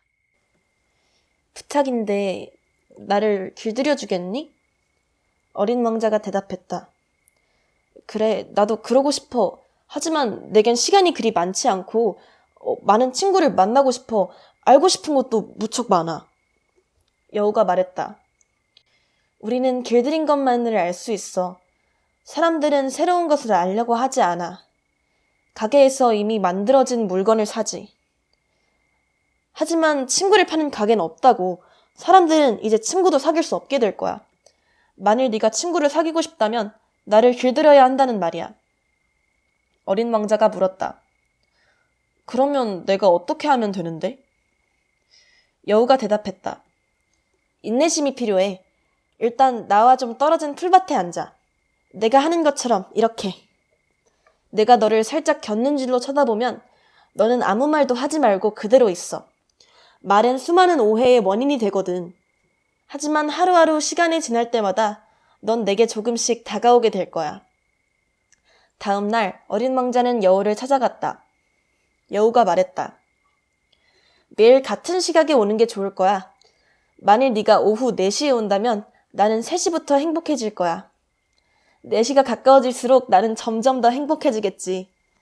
마침 4시가 되면 가슴이 두근거리고 안절부절 못하게 될 거야. 그러면서 행복이 얼마나 소중한 것인지 깨닫게 돼.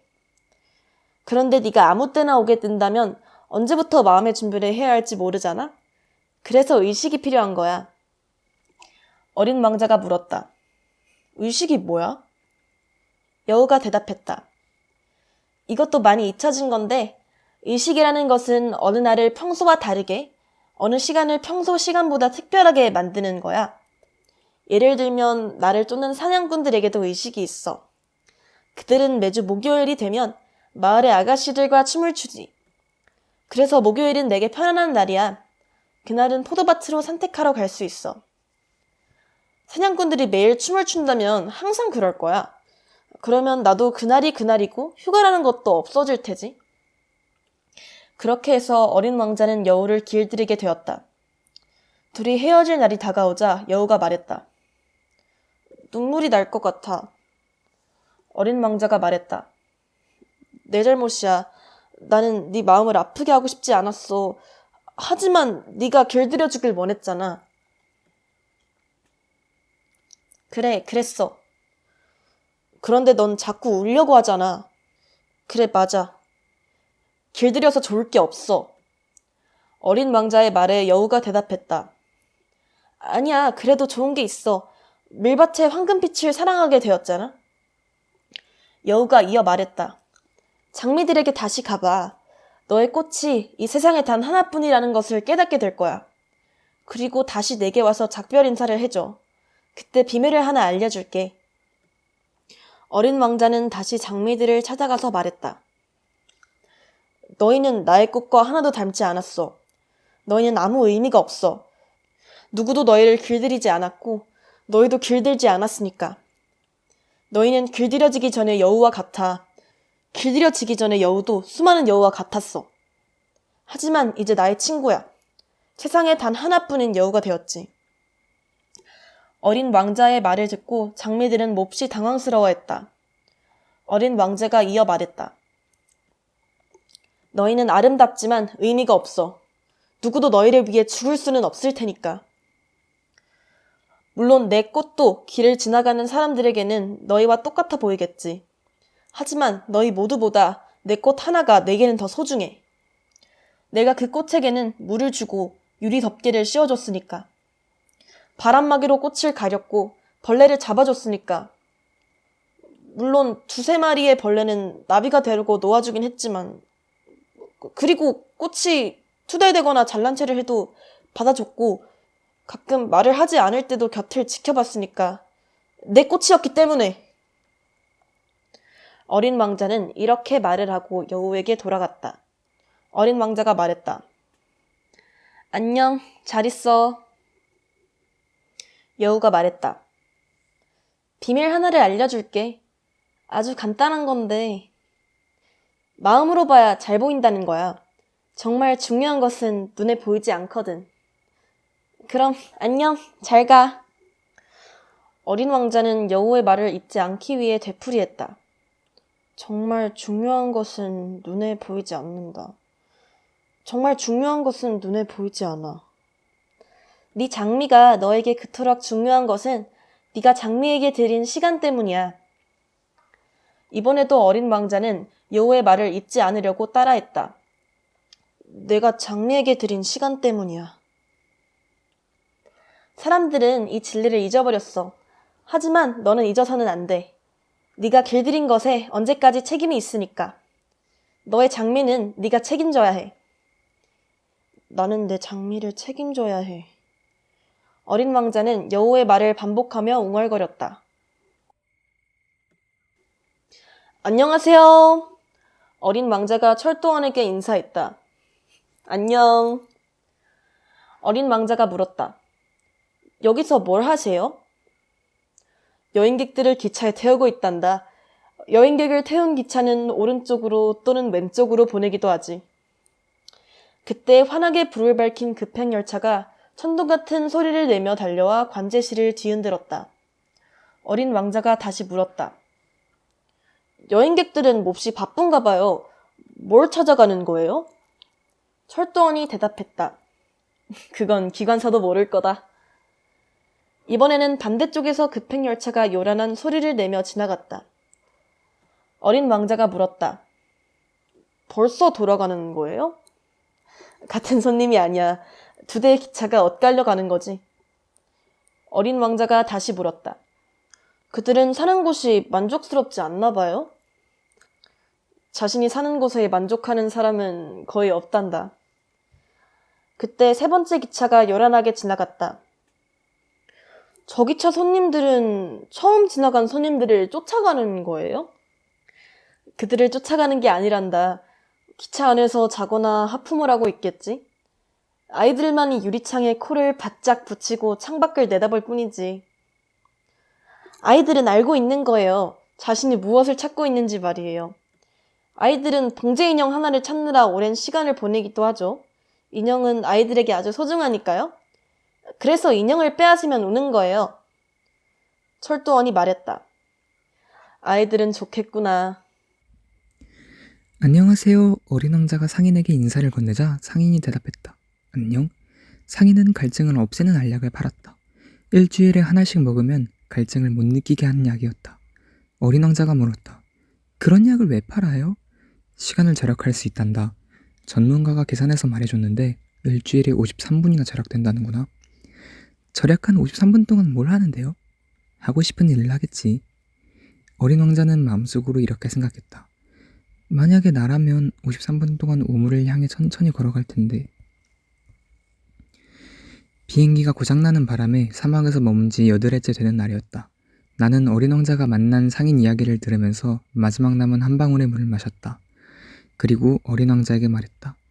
너의 여행 이야기는 참 아름다워. 하지만 난 아직 비행기를 고치지 못했고 마실 물은 이제 한 방울도 남지 않았어. 우물을 향해 천천히 걸어갈 수만 있다면 얼마나 행복하겠니?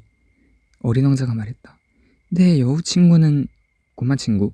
지금은 여우 이야기를 하고 있을 때가 아니라는 생각이 든다. 왜요? 우린 곧 목이 말라 죽게 될지도 모르거든. 어린 왕자는 내 말을 이해하지 못한 채 말했다. 비록 우리가 죽게 되더라도 친구로 사귀었잖아요. 난 여우 친구가 생겼다는 것만으로도 행복해요. 나는 생각했다. 우리가 얼마나 위험한 상황에 부닥쳤는지 이 아이는 알지 못해. 배가 고픈지 갈증이 나는지도 모르고 햇빛만으로도 충분해 보여. 어느새 어린 왕자가 내가 하는 생각을 알았다는 듯이 나를 물끄러미 바라보며 말했다. 나도 목이 말라요. 우리 우물을 찾으러 가요. 나는 지친 기색을 내보였다. 이 광활한 사막 한복판에서 우물을 찾아 나선다는 것은 너무도 무모한 짓이었다. 하지만 우리는 발걸음을 옮겼다. 나와 어린 왕자는 말없이 몇 시간을 걸었다. 어느덧 주위에 어둠이 내리고 밤하늘에 별이 빛나기 시작했다. 나는 갈증 탓에 미열이 났고 꿈결인 듯 몽롱하게 별들을 바라보았다. 어린 왕자의 말이 내 머릿속에서 춤을 추듯 맴돌았다. 내가 물었다. 목마르니? 그러나 어린 왕자는 내 물음에 답하지 않고 이렇게 말했다. 물은 마음에도 좋은 거예요. 나는 어린 왕자의 말을 이해할 수 없었지만 아무 말도 하지 않았다. 그에게 무슨 뜻인지 물으면 싫어할 것을 알고 있었기 때문이었다. 어린 왕자도 매우 지친 듯 했다. 그가 모래밭에 털썩 주저앉기에 나도 옆에 앉았다. 잠시 말이 없던 어린 왕자가 입을 열었다. 별이 아름다운 것은 눈에 보이지 않는 꽃 한 송이가 있기 때문이에요. 그렇구나. 어린 왕자의 말에 맞장구를 치고 나서 나는 달빛 아래 펼쳐진 모래 언덕을 조용히 바라보았다. 어린 왕자가 덧붙였다. 사막은 무척 아름다워요. 사실 그랬다. 나는 언제나 사막을 사랑했다. 모래 언덕 위에 앉으면 아무것도 보이지 않고 아무 소리도 들리지 않는다. 그러나 침묵 속에서도 반짝이는 무언가가 숨어있다. 어린 왕자가 말했다. 사막이 아름다운 것은 오아시스를 숨기고 있기 때문이에요. 나는 사막이 신비롭게 빛나는 이유를 깨닫고 깜짝 놀랐다. 어릴 적에 나는 아주 오래된 집에 살았다. 오래전부터 전해온 이야기에 의하면 그 집에는 보물이 숨겨져 있다고 했다. 물론 그 보물을 찾아낸 사람은 아무도 없었다. 보물을 찾으려는 사람도 없었다. 그런데 보물 때문에 그 집은 아주 매력적으로 보였다. 내 집은 보이지 않는 깊숙한 곳에 비밀을 숨기고 있었던 것이다. 나는 어린 왕자에게 말했다. 그래, 집이나 별, 그리고 사막을 아름답게 빛내는 건 눈에 보이지 않아. 아저씨가 내 여자친구와 같은 생각을 하고 있다니 기뻐요. 어린 왕자가 잠이 들어서 나는 그를 품에 안고 걷기 시작했다. 기분이 묘했다. 부서지기 쉬운 소중한 보물을 안고 가는 기분이었다. 이 세상에 이보다 더 연약한 존재가 있을까 싶었다. 창백한 이마, 꼭 감은 두 눈, 바람결에 흩날리는 머리카락, 달빛 아래 그의 모습을 바라보며 나는 생각했다. 내가 보고 있는 이 모습은 껍데기에 지나지 않아. 가장 소중한 것은 눈에 보이지 않는 법이니까. 어린 왕자의 입가에 보일 듯 말 듯 미소가 번지고 있었다. 그 모습을 바라보며 나는 또 생각했다. 잠든 어린 왕자가 내게 이토록 감동을 주는 이유는 아마도 꽃 한 송이를 향한 그의 간절한 마음 때문일 거야. 마치 불꽃 같은 장미가 그의 마음에 빛나고 있어. 이런 생각이 들자 어린 왕자가 더 연약한 존재로 느껴졌다. 불꽃은 잘 보호해야 한다. 한 줄기 바람에도 꺼질 수 있으니. 이렇게 하염없이 걷다가 동틀 무렵 우물을 발견했다. 사람들은 서둘러 급행열차에 오르지만 정작 자신들이 무엇을 찾는지 모르고 있어요. 그래서 늘 분주하게 제자리를 맴돌고 있을 뿐이에요. 어린 왕자는 덧붙여 말했다. 아무 소용없는 일인데 말이에요. 우리가 발견한 우물은 사하라 사막의 우물과 달랐다. 사하라 사막의 우물이 그저 모래밭에 구멍을 낸 것이라면 우리의 우물은 마치 마을의 우물 같았다. 하지만 주변의 마을은 찾아볼 수 없어서 나는 꿈을 꾸고 있는 기분이었다. 나는 어린 왕자에게 말했다. 정말 이상해. 모든 게 갖춰진 우물이라니. 도르래, 두르박, 밧줄까지. 어린 왕자가 큰 소리로 웃으며 밧줄에 당겨 도르래를 움직였다. 그러자 오랫동안 잠들었던 낡은 풍차가 깨어난 듯 도르래가 삐걱 소리를 냈다. 어린 왕자가 말했다. 자, 들어봐요. 우리가 자고 있던 우물을 깨운 거예요. 우물이 노래를 부르잖아요. 나는 어린 왕자에게 힘든 일을 시키고 싶지 않았다. 내가 할게. 내가 들긴 무거울 거야. 나는 천천히 두레박을 끌어올려 우물 담 위에 놓았다. 도르래의 노랫소리가 쟁쟁하게 울려 퍼졌고 출렁이는 물속에 햇살이 일렁였다. 물을 보니까 목이 말라요. 물 좀 주세요. 그제야 나는 어린 왕자가 찾고 있는 것이 무엇인지 알 수 있었다. 나는 두레박을 들어 어린 왕자의 입에 가져다 댔다. 그는 눈을 감고 물을 마셨다. 우리는 축제를 맞이한 사람들처럼 즐거워했다. 그 물은 분명히 우리가 먹던 물과 완전히 다른 것이었다. 별빛 아래를 행진한 끝에 찾아낸 도르래의 노래와 내 두 팔의 노력으로 얻은 물이었다. 그것은 마치 선물 받을 때처럼 내 마음을 기쁘게 했다. 유년 시절에도 크리스마스 트리에 매달린 반짝이는 불빛, 자정 예배 때 울려 퍼진 음악, 사람들이 다정한 미소들이 있었기에 크리스마스 선물이 더 값지게 느껴지지 않았던가. 어린 왕자가 말했다. 아저씨의 별 사람들은 한 정원의 장미를 5,000송이나 가꾸지만 진정으로 원하는 것을 찾지 못해요. 그래, 맞아. 한 송이의 꽃이나 물 한 모금에서도 찾아낼 수 있는데. 그렇고 말고. 어린 왕자가 이어 말했다. 하지만 눈에는 보이지 않아요. 마음으로 찾아야 해요. 나는 물을 마셨다. 갈증이 해소되자 숨쉬기가 훨씬 편했다. 동이틀 무렵 햇빛이 비치면 모래는 꿀색깔에 띈다. 나는 꿀색깔의 모래를 바라보며 행복을 느꼈다. 괴로울 것이 뭐 있겠는가. 모든 것이 내 마음을 흡족하게 했다. 어린 왕자가 내 곁에 앉으며 나지막이 말했다. 아저씨, 약속은 꼭 지켜야 해요. 무슨 약속 말이냐? 약속했잖아요. 내 양에게 입마개를 씌워준다고. 나는 그 꽃에 책임져야 하니까요. 나는 주머니에서 끼적여 주었던 그림들을 꺼내들었다. 어린 왕자가 그것들을 보더니 웃으며 말했다. 아저씨가 그린 바오밥 나무는 양배추 같아요. 아, 그러니? 내가 바오밥 나무 그림에 얼마나 심혈을 기울였던가. 여우는 귀가 꼭 뿔처럼 보여요. 너무 길쭉하잖아요. 이렇게 말하며 어린 왕자는 피식 웃었다. 얘야 너무하구나. 나는 속이 보이는 보아뱀과 보이지 않는 보아뱀밖에 그릴 줄 몰랐다니까. 오, 괜찮아요. 아이들은 다 알아보거든요. 그래서 나는 연필로 굴레를 그렸다. 그 그림을 어린 왕자에게 내미는데 가슴이 미어진 느낌이 들었다. 나는 이제 내가 앞으로 어떻게 할지 궁금하구나. 하지만 어린 왕자는 내가 하는 말에 대답하지 않고 이렇게 말했다. 내일이면 내가 지구에 온 지 1년이 되네요. 잠시 침묵하다 어린 왕자가 다시 말을 이었다. 이 근처 어디였는데? 어린 왕자가 얼굴을 붉혔다. 그 말에 나는 왠지 모를 슬픔이 밀려왔다. 우리가 만난 날 아침에 사람이 사는 마을에서 수천 킬로미터 떨어진 이곳에 내가 혼자 걷고 있었던 것은 우연이 아니었구나. 내가 떨어졌던 곳으로 돌아가려던 거였니? 어린 왕자는 다시 얼굴을 붉혔다. 나는 잠시 머뭇거리다가 다시 물었다. 혹시 1년이 되어 돌아가려고 했던 거니? 어린 왕자는 내가 묻는 말에 대답하지 않고 얼굴을 붉혔다. 아마도 내 말이 맞는 듯했다. 아, 나는 겁이 난다. 어린 왕자가 말했다. 아저씨는 이제 일을 해야 하잖아요. 아저씨의 기계가 있는 곳으로 가요. 나는 여기서 아저씨를 기다리고 있을게요. 내일 저녁에 다시 와요. 나는 불안했다. 어린 왕자가 들려줬던 여우 이야기가 생각나는데 여우처럼 누군가에게 기다려지면 눈물 흘릴 일이 생각날지도 모르기 때문이었다. 우물 옆에는 낡아 허물어진 돌담이 하나 있었다. 다음날 저녁에 일을 마치고 돌아와 보니 어린 왕자가 돌담 위에 두 다리를 축 늘어뜨리고 앉아 있었다. 어린 왕자의 목소리가 선명하게 들렸다. 기억이 안 나? 아무리 생각해도 여긴 아닌 것 같아. 누군가가 대답이라도 한 듯 어린 왕자가 대꾸했다. 아니야. 날짜는 많은데 장소는 여기가 아니야. 나는 서둘러 돌담으로 갔다. 아무것도 없었다. 누군가의 목소리도 들리지 않았다. 어린 왕자는 누군가에게 다시 대답했다. 맞아. 모래 위에 찍힌 내 발자국을 보라고. 어디서 시작되는지 말이야. 거기서 날 기다리면 돼. 오늘 밤에 그곳으로 갈 테니까.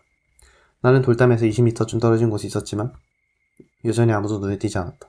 어린 왕자가 잠시 침묵했다가 다시 말을 꺼냈다. 내 독은 어떠니? 오랫동안 아프게 하지 않을 거지? 나는 가슴이 두근거려 그 자리에 멈춰섰다. 무슨 일인지 도무지 알 수 없었다. 이제 그만 가. 난 내려가고 싶어. 그제야 나는 돌담 아래를 내려다보았다. 순간 너무 놀란 나머지 심장이 멎는 것 같았다. 돌담 아래에는 몇 초 만에 사람을 죽일 수 있는 노란 뱀 한 마리가 몸을 꼿꼿이 세운 채 어린 왕자를 응시하고 있었다. 나는 권총을 꺼내려고 호주머리를 뒤지며 달려갔다. 내 발소리가 나자 노란 뱀은 꺼져가는 분수처럼 모래 속으로 슥 미끄러져 들어가 작은 쇳소리를 내며 돌틈으로 몸을 감췄다. 나는 돌담 아래에서 눈처럼 하얗게 질린 어린 왕자를 끌어안았다. 도대체 어떻게 된 거야? 이젠 뱀하고도 얘기를 나누다니. 나는 어린 왕자의 목에 둘린 금빛 머플러를 풀었다. 그의 관자놀이를 눌러 마사지하고 물을 마시게도 했다. 이제는 그에게 무슨 질문을 어떻게 해야 할지 엄두가 나지 않았다. 어린 왕자는 진지한 표정으로 나를 바라보더니 두 팔로 내 목을 감싸놨다. 총에 맞아 힘없이 죽어가는 새처럼 그의 심장이 가냘프게 뛰었다. 아저씨가 기계를 고쳐서 기뻐요. 이제 아저씨도 집에 돌아갈 수 있어서요. 그걸 어떻게 알았니? 내가 생각지도 않게 기계를 고쳤다는 소식을 말하려던 참이었다. 어린 왕자는 내 물음에 대답하지 않고 말했다. 오늘 내 별로 돌아갈 거예요. 그러고 나서 다소 우울해진 목소리로 말했다. 내 별은 아저씨 집보다도 훨씬 멀어요. 그래서 아마 더 힘들 거예요. 나는 뭔가 심상치 않은 일이 벌어지고 있다고 느꼈다. 나는 어린 왕자를 아기처럼 품에 꼭 안았다. 그러나 내가 붙잡아도 소용없이 어린 왕자는 심연 속으로 빠져들고 있는 것 같았다. 그는 아득히 먼 곳을 바라보고 있었다. 나에게는 아저씨가 그려준 양과 양을 넣어둘 상자가 있어요. 굴레도 있고요. 이렇게 말하는 어린 왕자의 얼굴에 슬픈 미소가 번졌다. 나는 아무 말 없이 한참을 기다렸다. 어린 왕자의 몸이 서서히 따뜻해지는 게 느껴졌다. 아가야, 무서웠지? 어린 왕자는 두려웠던 것이다. 틀림없이 그랬으면서 어린 왕자는 조용히 웃었다. 오늘 저녁이 되면 더 무서울 거예요. 다시는 돌이킬 수 없는 일이 일어나고 있다는 예감에 온몸이 얼음처럼 얼어붙는 것 같았다. 나는 또다시 가슴이 미어졌다. 어린 왕자의 웃음소리를 영영 들을 수 없다는 생각만 해도 견딜 수 없었다. 어린 왕자의 웃음소리는 사막의 오아시스와도 같은 것이었다. 아가야, 네 웃음소리가 듣고 싶구나. 어린 왕자가 말했다. 오늘 밤이면 1년이 되어 내가 지구로 왔던 그곳이 내 별이 뜰 거예요. 아가야, 그 뱀이나 만날 약속이나 별 이야기는 모두 나쁜 꿈이 아니었을까? 어린 왕자는 내 물음에 답하지 않고 말했다. 중요한 것은 눈에 보이지 않아요. 그래, 꽃도 마찬가지예요. 아저씨가 어느 별에 있는 꽃 한 송이를 사랑하게 된다면 밤하늘을 바라보는 것만으로도 기분이 좋아질 거예요. 어느 별에나 꽃은 필 테니까요. 그래, 물도 마찬가지예요. 아저씨가 마시라고 준 물은 음악 소리 같았어요. 도르래와 밧줄 때문이야. 생각나죠? 물이 아주 달콤했잖아요. 그래. 밤마다 별을 바라보세요. 내 별은 너무 작아서 어디에 있는지 가르쳐 줄 수도 없어요. 하지만 그게 더 좋을 거예요. 그래야 아저씨가 어느 어떤 별을 바라보는 즐거울 테니까요. 밤하늘의 모든 별이 아저씨의 친구가 될 거예요. 이제 아저씨에게 선물을 하나 줄게요. 이렇게 말하고 어린 왕자가 웃었다. 아, 그래. 난 내 웃음소리가 좋아. 내가 주려던 선물이 바로 그거예요. 물과 같은 거예요. 그게 무슨 뜻이지? 사람들은 누구나 별을 바라보지만 모두에게 같은 의미는 아니에요. 어떤 사람에게는 작은 빛일 뿐이지만 여행객에게 별은 길잡이가 돼주잖아요. 학자에게는 연구 대상이고 장사꾼에게는 별이 황금과도 같은 것이었어요. 하지만 별은 말이 없어요. 아저씨는 누구도 갖지 못한 별을 갖게 될 거예요. 그건 또 무슨 말이니? 아저씨가 밤하늘의 별들을 바라볼 때 그 별 중 하나에 내가 살고 있을 테니 말이에요. 또 내가 그 별 중 하나에서 웃고 있을 테니 아저씨는 모든 별이 웃고 있는 것처럼 보일 거예요. 그러면 아저씨는 미소 짓는 별 같게 되는 거잖아요. 어린 왕자가 또 웃었다. 시간이 지나면 슬픔은 무뎌지기 마련이에요. 그래서 아저씨도 언젠가 슬픔이 지나가면 나를 알게 된 것이 기쁨이 되겠지요. 아저씨는 언제까지나 내 친구로 남을 거고 나와 함께 웃고 싶어질 거예요. 그래서 가끔 괜스레 창문을 열게 되겠지요.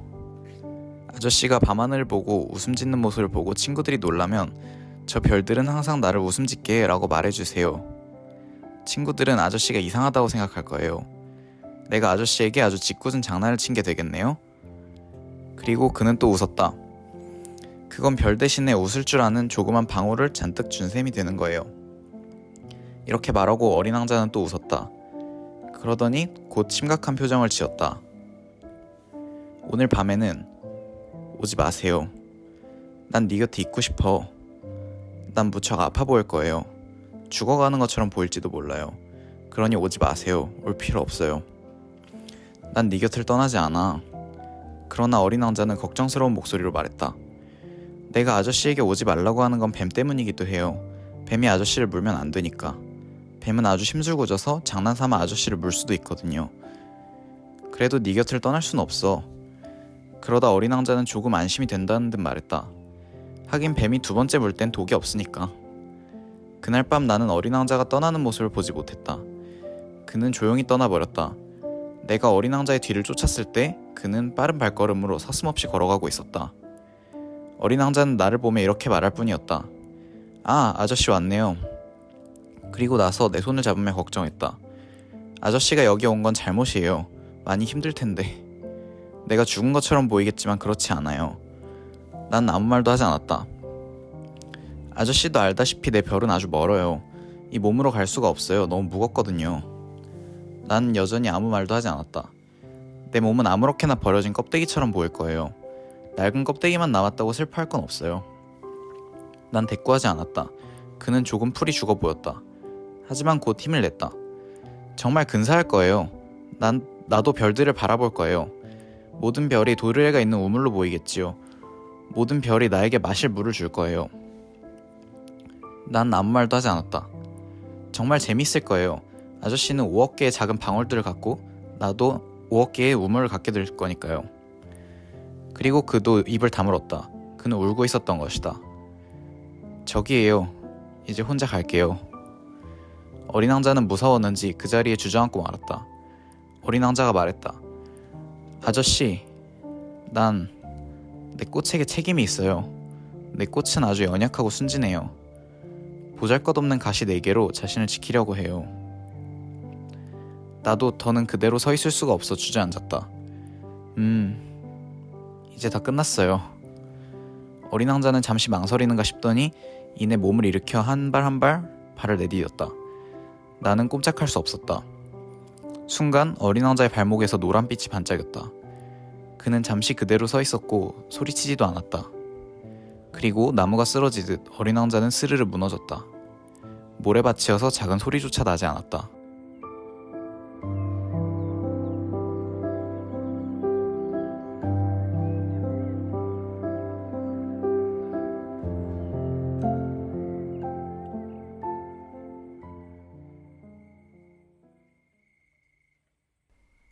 벌써 6해 전의 일이다.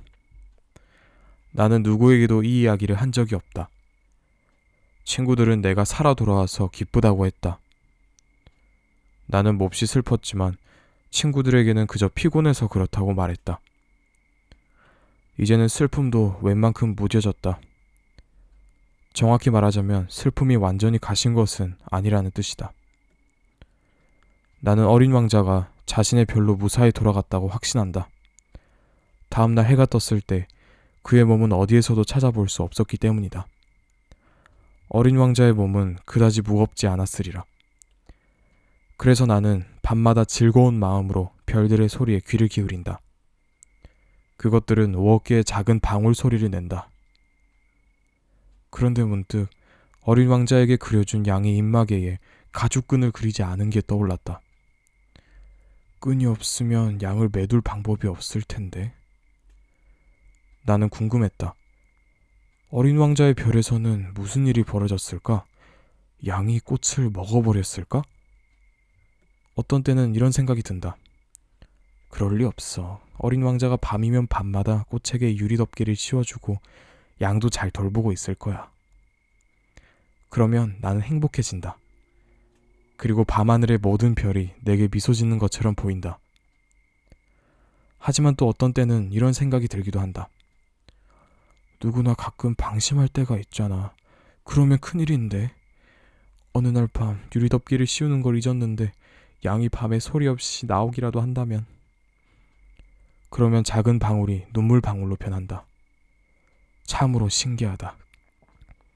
정말 수수께끼 같은 일이다.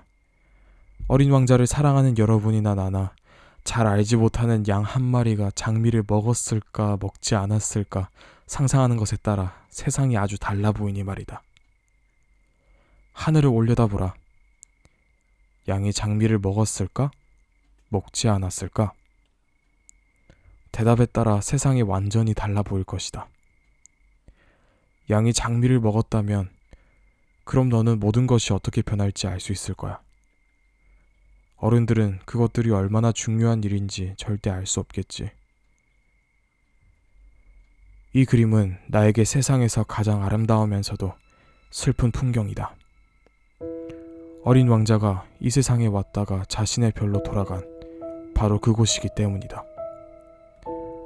이 그림을 자세히 봐두었다가 언젠가 아프리카 사막을 여행하게 되면 이와 똑같은 풍경을 꼭 알아볼 수 있기를 바란다. 그리고 혹시 그곳을 지나게 되거든 부디 발걸음을 멈추고 잠시 별빛 아래서 기다려보라. 그때 한 아이가 다가와 미소 지으면 그 아이가 황금빛 머리카락을 흩날리고 있다면, 그리고 당신이 묻는 말에 대답하지 않는다면 누구인지 짐작할 수 있으리라. 그러면 내게 친절을 베풀어 내가 마냥 슬퍼하고 있지 않도록 한 통의 편지를 보내주길 부탁한다. 그가 다시 돌아왔노라고.